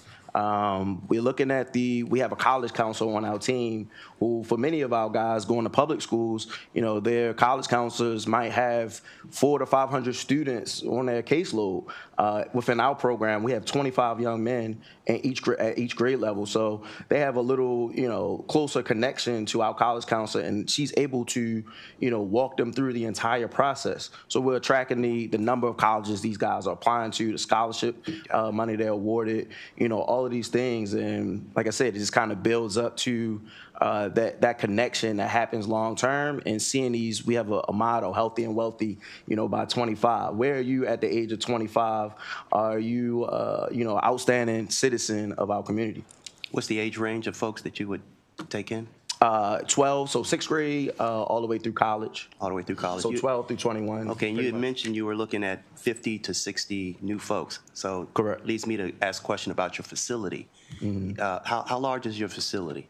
15,000 square feet. 15,000 square feet. So the grant money goes to those who are directly supporting the students, or does that go to your overhead to maintain the facility? I would imagine both. Okay, all right. And my last question for the senator. Yes, sir. So this would be a local bill, right, Senator McCray? This says more Baltimore region, but let me be clear, we're open to how you want to say it. I heard the chair say if Howard County wanted to do it or Prince George's, we're open. Just curious. Yes, sir. All right, thank you very much. Thank you, gentlemen. Appreciate Thank what you. do. Other questions? Oh, yeah. Thank you, Mr. Chairman. I'm just curious, how many of your obviously older guys have paid jobs, if any? So currently, You're good, I think. Yeah. currently we have about 80 to 90 young men who are ages 21 and up. And 90% of those young men are employed. And how about between 16 and 21? So most of our guys are athletes, student athletes. So it might be hard for them to work throughout the course of the year, but we are aligned with a Baltimore City initiative called YouthWorks. I don't know if you're familiar with that. Sure. So we are able to pay our young men to be in our summer programming through YouthWorks. I see. Okay, thank you. Thank you, Mr. Chairman. Okay, other questions? Okay, thank you, gentlemen. I think we got one other person testify. Ms. Toller again. I figured out why we missed you, starting the way we have the list this year, so I learned something. Thank you. Thank you.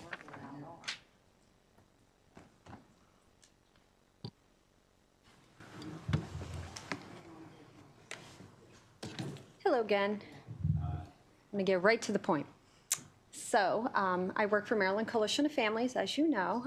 Last year, we served nearly 5,000 families, and 73% of those families were families with children. And we served 580 families in Baltimore City alone.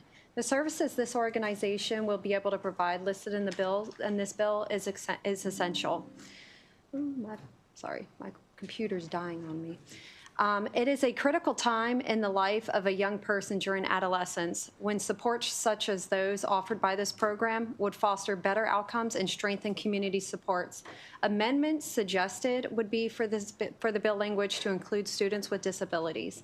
Access to this resource should be inclusive to all students, as all students could greatly benefit from this youth enhancement program. And some of the families we serve are kids in foster care, and some of these kids are students with disabilities. So as we know that these services could produce better outcomes for kids in foster care as well. So we request a favorable report with amendments, and thank you for letting me testify today, and that is all. Awesome. Thank you so much. Any questions? Thank you very much. Okay. Senate Bill 154, very questionable bill. Sponsor issues, yeah. Co-sponsor issues, co-sponsor issues.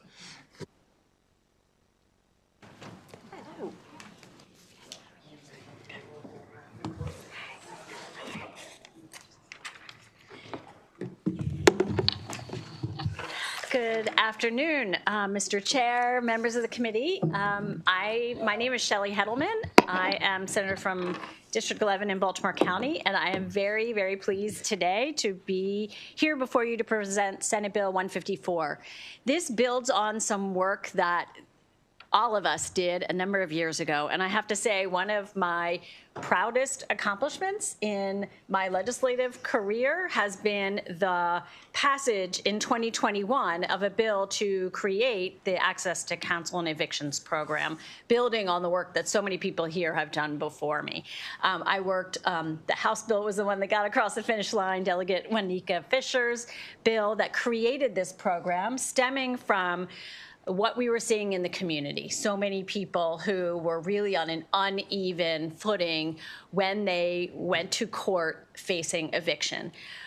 We knew and still know until this program came online that 96% of landlords have some sort of legal representation when they go to court, and only about 1% of tenants do. And it was really an uneven footing. And in other places where, in other localities where this was done, when were far greater number of evictions that were prevented, and therefore saving all of us a whole lot of money down the line, because when someone is evicted, there are a tremendous amount of just the upheaval in their lives. They often have to rely on public support to get through this really difficult time. So in 2021, we created this Access to Counsel program. We did not fund it at that time. In 2022, we came back and we funded it to include another bill that I worked on with the House, that the Attorney General's office, when they won, so when the Consumer Protection Division had certain settlements related to unfair, abusive, and deceptive trade practices, those settlements would go to funding this program. And it may have been the chairman's bill in that there was money only for fiscal year 24 from the Unclaimed Property Fund. Then later on, we came back and we said that that Unclaimed Property Fund support should support the Access to Counsel program through fiscal year 27. Last year, we also added some additional resources when we raised the filing fees, certain court filing fees, that some of that money should go to the Maryland Legal Services Corporation. And I should say, importantly, that the MLSC administers the fund and provides the grants to organizations that do the actual provision of legal services to people who need it. This is a critical program. It is really important. Since its beginning, it has prevented over 3,000 evictions, affecting about 14,000 people. That is adults, children. As we know, most of the people who are facing evictions are single moms, and most of them are Black single moms. And so this is really about an equity issue, too, in terms of access to justice, which is why we're going to hear from one of the individuals who's testifying leads the Access to Justice program for the state of Maryland. So what this bill does was it extends that $14 million from the Unclaimed Property Fund to fund this in perpetuity, and it also sunsets next year a task force that was built into the creation of the program. When we started back in 2021, it was really building out a program. This task force was instrumental in coming up with the implementation plan over these past couple of years, and full implementation is to be take place or be finalized in October of 2025. So we feel like it is time to relieve the burden of the staffing of the task force from the AG's office and sunset that in January of 26. Should be up full implementation, and with this funding, we'll be able to address the needs that still remain and that we know exist in our community, because I know if you're like me, you hear from constituents who really, really need these kinds of services. So that is the bill. I ask for your support, and I will happy to answer any questions and turn it over to my other witnesses. Thank you so much.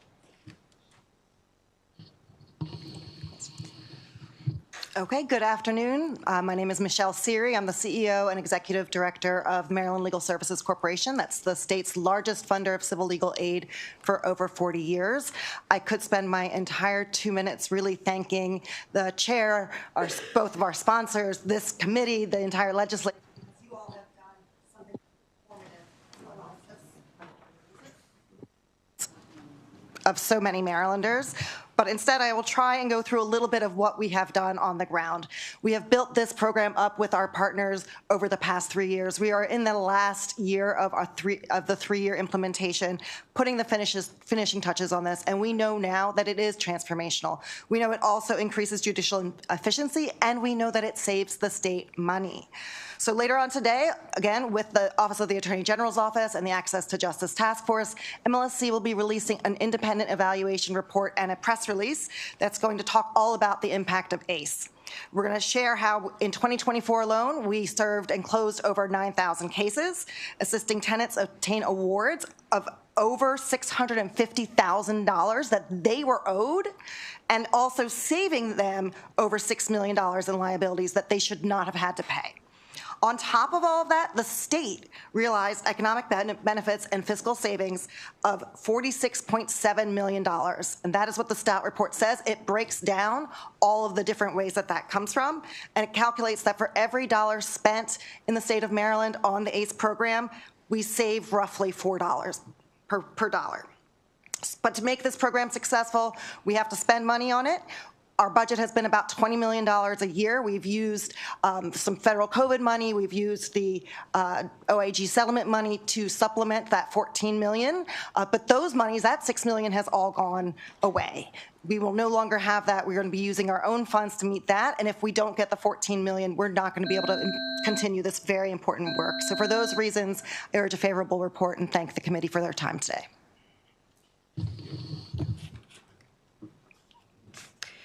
Good afternoon, Chair Gazzoni and esteemed members of the Budget and Taxation Committee. My name is Reena Shah, and I come before you with 3 hats on, all of them strongly in support of SB 154, which provides a permanent source of funding to implement the Access to Counsel and Evictions law.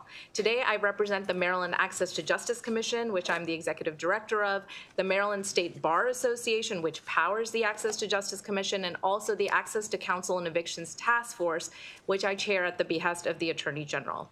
The key thing to know about the Access to Counsel and Evictions law is that it saves the state money. It is effective at keeping Marylanders housed, and it is a humane and equitable solution to the eviction problem. We know that eviction is more than a loss of home. It is about family security and community and economic stability. We also know that there are many costly collateral consequences of an eviction, including homelessness, which will lead to shelter costs, loss in educational outcomes, which will hamper the effectiveness of the blueprint, declines in physical and mental health, which will raise the cost of emergency room care and the amount the state has to pay in Medicaid, loss of productivity of our businesses, because when employees are evicted, they lose income, their jobs, and it affects the company's bottom line. ACE has proven to have a high ROI, $4 return for every dollar spent, and the state has saved $46 million. Therefore, this front-end investment of $14 million will prevent the back-end exposure, which the state will be exposed to and will have to pay anyway. The law is also correcting deep inequities in keeping people housed. 87% of the people who wanted to stay in their home, out of those, 88% avoided eviction or disruptive displacement. And the people that this really affects, it is people who are Black, and 72% of the clients served were Black, compared to 31% who are composed of the Black population in Maryland. So for all these reasons, we urge a favorable report on SB 154. Thank you so much for the committee for your time.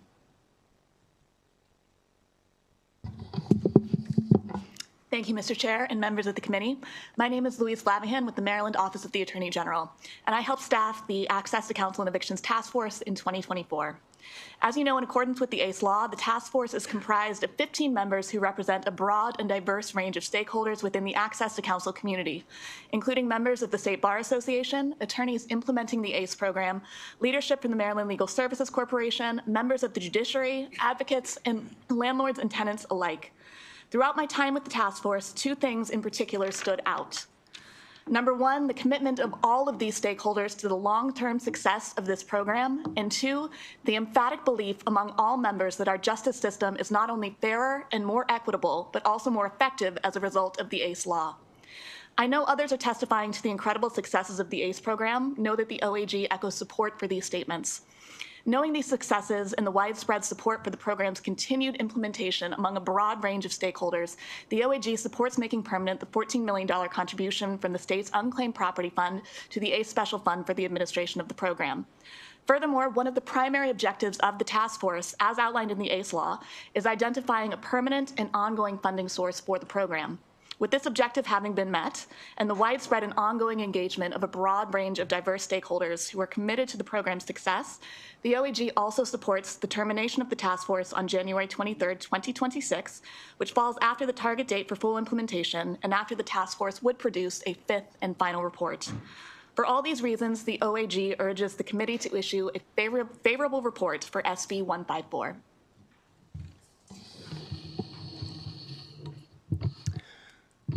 Good morning, Mr. Chairman, committee members. My name is Kyle Coleman. I am the supervising attorney of the Housing and Consumer Law Unit in Baltimore City for Maryland Legal Aid.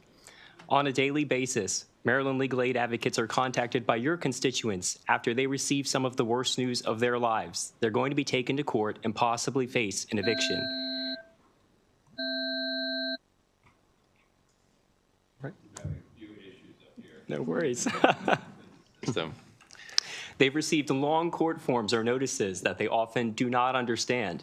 They want to know how their child will finish the school year if they're evicted, and how their ability to rent in the future will be impacted. The ACE program permits us to not only inform people of their legal rights, but it permits us to look at their issues holistically, to connect all of these complex dots in a way that's usable to them, and hopefully offer an opportunity to remain housed. Although someone may reach out to Maryland Legal Aid for what appears to be a straightforward issue, that may not be the case. The ACE program has allowed us to investigate issues that have uncovered housing with serious code violations, housing infested with bed bugs, rodents, roaches, lacking heat, as well as cases that violate our state's consumer protection laws and potential civil rights violations. There is a time to zealously advocate at trial for a client, just as there is a time to remain the reasonable mediator between two parties whose relationship has deteriorated. Due to the ACE program, Maryland Legal Aid can do both. To paraphrase Maryland Legal Aid's Executive Director, Victoria Schultz, if we are left with a civil justice system where only those with money can have an attorney, that is not a justice system. That is not a system that works for all of the people. It's certainly not a level playing field. Thank you for your time, and we urge you to support this bill. Thank you very much. Questions from anyone? Thank you all very much.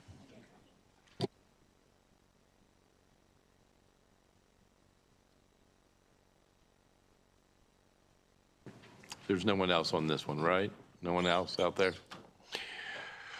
Okay. Bill 62. First bill as a new member.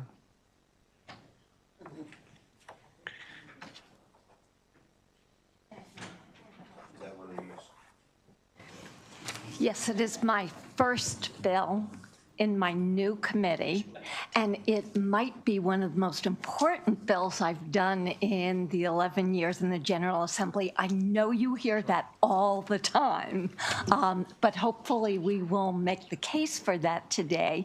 And in fact, I think the presence of my county executive will reinforce that. What this bill does is form a task force to address a challenge in our education funding formula. And it's a timing challenge because the way our formula works is that we look at student enrollment in September. So for example, it would be September of 2024, and then the budget would be for the fiscal year 26. So the current formula disproportionately negatively affects LEAs in our state with student growth populations. Now, I have a chart in the backup. It's very complex. It has a lot of numbers, but I'm going to give you a quick summary of it. We have about 9 counties that have experienced student enrollment growth in the recent past. We have 15 LEAs that have experienced a decline. But if you look longer term, because we've actually collected numbers for 5 years, and we've done that 2 ways, 5 years with 2020 included, 5 years excluding 2020, because obviously for the purposes of student enrollment, 2020 was an anomaly. We have 3 LEAs that have consistently, over those 5 years, experienced growth. Now, we had 2 adjustments to the formula in past years. One was in 2017. There was another one in 2021. So roughly every 4 years, we have looked to adjust that. But what those adjustments have addressed was kind of a correction factor for declining enrollment. So the one in 2017 essentially said, well, if your enrollment has declined, you can instead use the rolling average over the past 3 years. And 2020 moved a little bit closer to making adjustment for growing enrollment, but does not really address the extensive enrollment that we've seen in at least 3 LEAs. We have today essentially a case study for Frederick County because Frederick County has the fastest growing population in the state, as well as the fastest growing student enrollment. In fact, between 2010 and 2022, the population growth in Frederick County increased by 23%. Population growth projections from 2022 to 2028 is 17%. Now, that might sound like a decline, but that's just percentage because our numbers will be growing in similar proportions, but as our base increases, the percentage might actually decrease. So back to this case study of Frederick County. For example, in 2023, we had an enrollment of slightly over 45,000 students on September 30th. So by the time that the next fiscal budget went into effect, there were 804 students that were unfunded. What this meant to the county was an extra $7 million.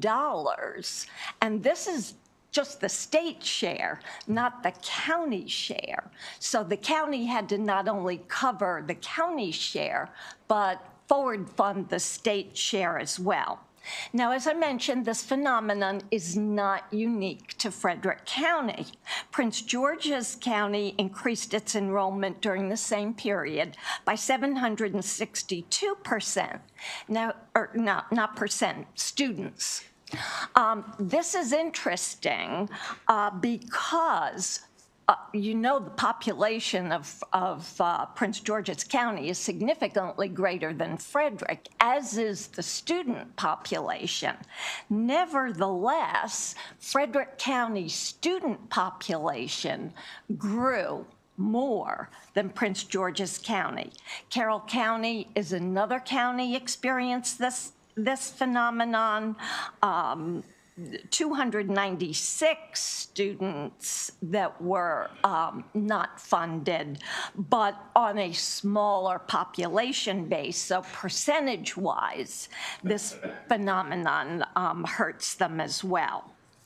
So what this does, it does not recommend, this bill does not recommend an immediate correction. It recommends a task force to examine it. The work group would issue its report before our next session. I do have an amendment to this bill. It takes out the governor's department for staffing. The governor's department claimed that there would be a $224,000 fiscal note. I'm not sure why. I believe this can be handled by the actual group that's appointed. And DLS agreed with that. They felt that the staffing could be handled internally. In fact, a lot of the work has been done already. The spreadsheet that you'll see in the backup looks at all 24 LEAs over a period of 5 years. So the data collection is there already. Plus, I have reached out to NCSL and talked to them about best practices around the country. There are things like 5-year rolling average increments and looking at only LEAs with a 2% increase in growth or greater, midterm adjustment, a couple of other factors. But I believe that we need a task force of a variety of stakeholders to choose what the best correction methodology might be and then present that recommendation. So thank you very much for your time and attention, and I would like to pass on the testimony to a variety of perspectives on this issue. County Exec, please. Good afternoon. Thank you, Mr. Chairman and members of the committee. Thank you so much for the opportunity to speak in support of SB 62. And for the record, I am Frederick County Executive Jessica Fitzwater. You just heard Senator Lewis Young present the purpose and intent of this bill. And I'd like to speak to the need and the impact of the shortcomings of the current funding formula when it comes to accounting for student enrollment growth. So as you have heard, Frederick County is the fastest growing jurisdiction in Maryland. And that trend is particularly apparent in our public school enrollment. From 2019 to 2024, our enrollment growth was nearly 10% and has been consistently well above the state average. And while we feel that this growth is a great endorsement of the quality of the Frederick County public schools and the education provided by our educators, it does present challenges for Frederick County government as one of the primary funders of our school system. One of those challenges, as you've heard, is the delay in the state share of per pupil funding that results from the current formula. Because the state share of per pupil funding is determined using enrollment that based on that September 30 count of the prior school year, Frederick County does not see state funding for our growth until the following year. This means, as you heard the senator explain, that we're not only on the hook for our local share, but we're basically forward funding the state share of per pupil operating costs for our enrollment gains, often to the tune of hundreds of students. And while the current formula accounts for enrollment decreases by holding those jurisdictions harmless, it does not account for enrollment growth. The other side of the coin is not accounted for, and it ultimately penalizes jurisdictions that are seeing increasing enrollment. We feel very strongly that Frederick County's growing population and student enrollment numbers are an asset to the state of Maryland, and adjusting the funding formula to account for rapid growth in our county and other jurisdictions, both now and in the future, will help us in local governments to be better partners, not only in implementing the pillars of the blueprint, but also unlocking future economic growth and prosperity throughout the state of Maryland. So thank you for your consideration of SB 62, and I urge a favorable report.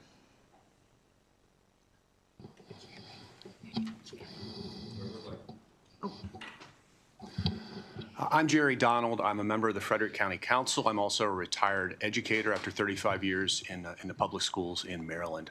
First of all, I want to thank Senator Karen Lewis Young for introducing this bill. I want to thank our County Executive, Jessica Fitzwater, for being here to testify on it, and Education Advocate Josh Boakey for doing the same.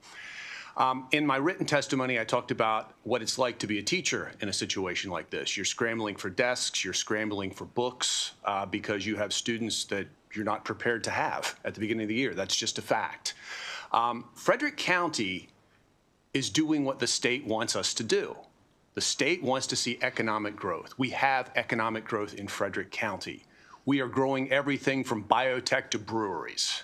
Come visit us. You'll see what's going on. It's great. And growth is a great thing in the sense that it's a good problem to try to deal with, right? It's a good thing to try to see how we can solve it. But what we need from our state partners, because we are partners in building schools, we are partners in operating schools. And what we need from our state partners is their share of the money for the students that we get each year that, in effect, we're picking up both ends of the bill for. So I really hope that you can support Senate Bill 62. I think somehow the group will come up with a solution that's equitable to everybody and will have solved one of our problems. Thank you.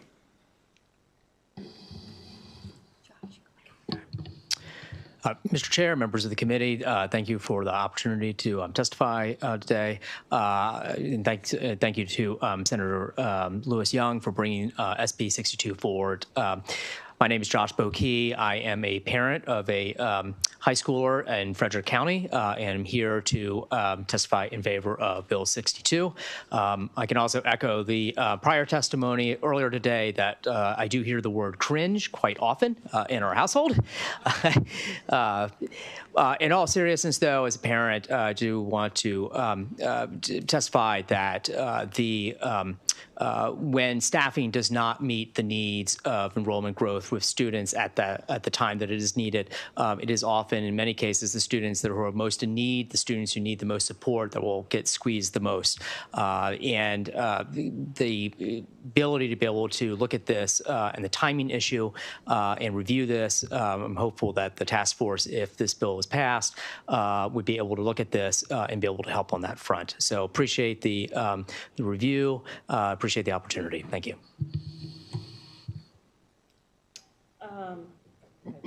Maybe I shouldn't have pressed the button, I'm sorry. Samantha Zwerling with the Maryland State Education Association, representing 75,000 educators across the state. You've heard a lot of the testimony. The senator was also able to highlight that this is not just a Frederick County problem, that this exists in other places across the state. The current way that we use enrollment for our funding formulas, my former boss, who was a member of this committee, used to say it's like driving a car forward by only looking in the rear view mirror. And that's really a good analogy of kind of what we're looking at about kind of using enrollment counts from the previous year. I'll also just highlight that as part of the funding formula, we have our at-promise student categories, and so that's our special education students, our students in poverty, and our multilingual learners. And that is also based on the enrollment count. And so it's really important that we have accurate numbers for those students, so we're able to have the proper funding to properly serve those students and make sure that they're able to be successful through their educational careers. So MSEA supports this bill, and we urge a favorable report. Thank you. Thank you very much. Questions for the panel? Yes, Senator Benson. Thank you for this presentation. The question I want to ask at this point in time is this. You're going to do the research. You're going to look at the enrollment. We're going to look, I'm looking carefully at this bill. But the question becomes, what happens to the information that is compiled? What's the next step? Do you go before the State Board of Education? How do you talk to the governor? How is this information going to be utilized? Do you just do the report and nothing happens? What happens? For me, that's extremely important because you're spending a lot of money and not a lot of money because you only get the travel expense, but you spend a lot of time. The question for me at this point in time is what happens to this report? How much juice does this report have in getting to where you all are concerned? I'll take that question. So the task force, which I don't think will have any fiscal note whatsoever, because we do believe that a lot of the information can be handled internally. Could you repeat that? I said, I do not believe there will be any fiscal note for this task force because I believe... The fiscal note is not what I'm concerned about. Okay. I'm wondering what happens to the report once you compile it? Yes. Where does it go? We make a recommendation. Oh, you do make based on the information that we have already, although we will update it because I understand some new numbers will be out within the next 2 weeks. So we'll update the information we have already. We will do more extensive research on best practices around the country. And then the task force, which is made up of a wide variety of stakeholders, will make a recommendation. To who?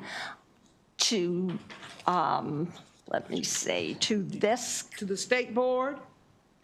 Recommendations to the governor? to the governor. Where does this information go? To the governor. The recommendation goes to the governor, and then the governor would make the decision whether to act or not on the recommendation.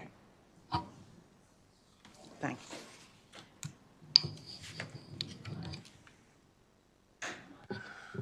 Other questions? Okay. Thank you all very much. Good to see you, Madam Executive.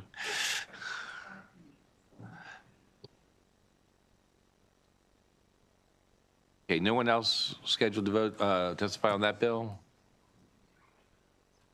Okay. Senator Salling.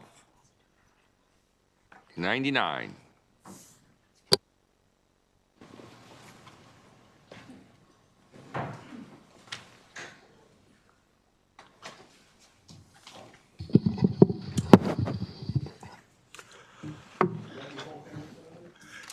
This is it. For the record, Senator John Ray Salling, 6th District of Baltimore County. I want to thank the chair, the vice chair of the committee for giving me the opportunity to testify Senate Bill 99. It's an income tax subtraction modification for the military retirement income, Keep Our Heroes Home Act. Currently, there's state law that if you are 55 years or older, you can only subtract $12,500 of your military retired income. If you are 55 years, I'm sorry, that's under 55 years or older, you can only subtract $20,000 of your military retired income. Well, I would like to immediately remove the tax on the military altogether. I think a partial tax exemption would be a great compromise for all of the interesting parties. As a result, I have proposed a bill that is cross-filed with Delegate Rogers that would introduce a greater tax exemption for military retirees having served in all branches. Unlike bills introduced in past legislation, this bill will exempt the first $25,000 of the military retirement income earnings of 2025, and 2026 would be $40,000 of retirement income would be exempt. There is no age restriction. And also, all states do not tax military income. Almost all states do not tax military income in some shape or form. 2 neighboring states, which is West Virginia, Pennsylvania, they do not tax the military retirement income at all. And the proximity of those states and the military retirees have arranged to live elsewhere, and not commute to Maryland, and not work here or live here. Also, As a U.S. veteran, I am proud to present this bill for your consideration as ease stress on veterans and their families and allowing for a positive economic opportunity for our state. I want to thank you for this opportunity, and I'm here to take any questions, and I hope we move favorable for this bill. Thank you, Mr. Chair. Thank you, Chair Rose Pepe, and members of the committee. Thank you for the opportunity to testify in favor of Senator Solling's bill. I'm Dave Dragic, a retired Army Colonel and Legislative Director of the Maryland Military Coalition. And I won't repeat information that you've heard from us in previous sessions regarding this and other similar bills. You can read that in our written testimony. Rather, I'd like to direct your attention to the causes of our state's stagnant economy and its fiscal condition: slow employment and wage growth, decline in the labor participation rate, and domestic migration to states with a lower cost of living. Not addressing these causes, especially the last one, is why the growth of Maryland's economy lags other states and will continue to do so if they are not addressed. You may think this bill is a tax cut for military retirees. It's not. The fundamental issue is whether Maryland will take steps to retain this critical human capital, military retirees, to improve its economy. When military retirees in their late 30s and early 40s and their families leave Maryland for other states like the Carolinas or Florida, we are deprived of revenue generated from individual income taxes, property taxes, sales taxes, and other economic benefits that would be received for up to 25 years if they stayed. And when they leave, they take with them what they could contribute to the potential growth of this state's economy. So the Chinese have a proverb: the journey of 1,000 miles begins with one step. This bill is like that one step. We understand the state's fiscal condition. We all know, however, that proactive steps need to be taken to improve it. This bill will help do that. It's your call. And the Maryland Military Coalition strongly supports SB 99 and asks for a favorable report from the committee. And we'd also like to thank Senator Salling for sponsoring this legislation and appreciate his leadership on this issue. Thank you. Any questions? Thank you very much.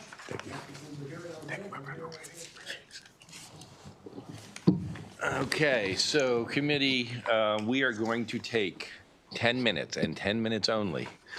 I really need you back in here at 20 after.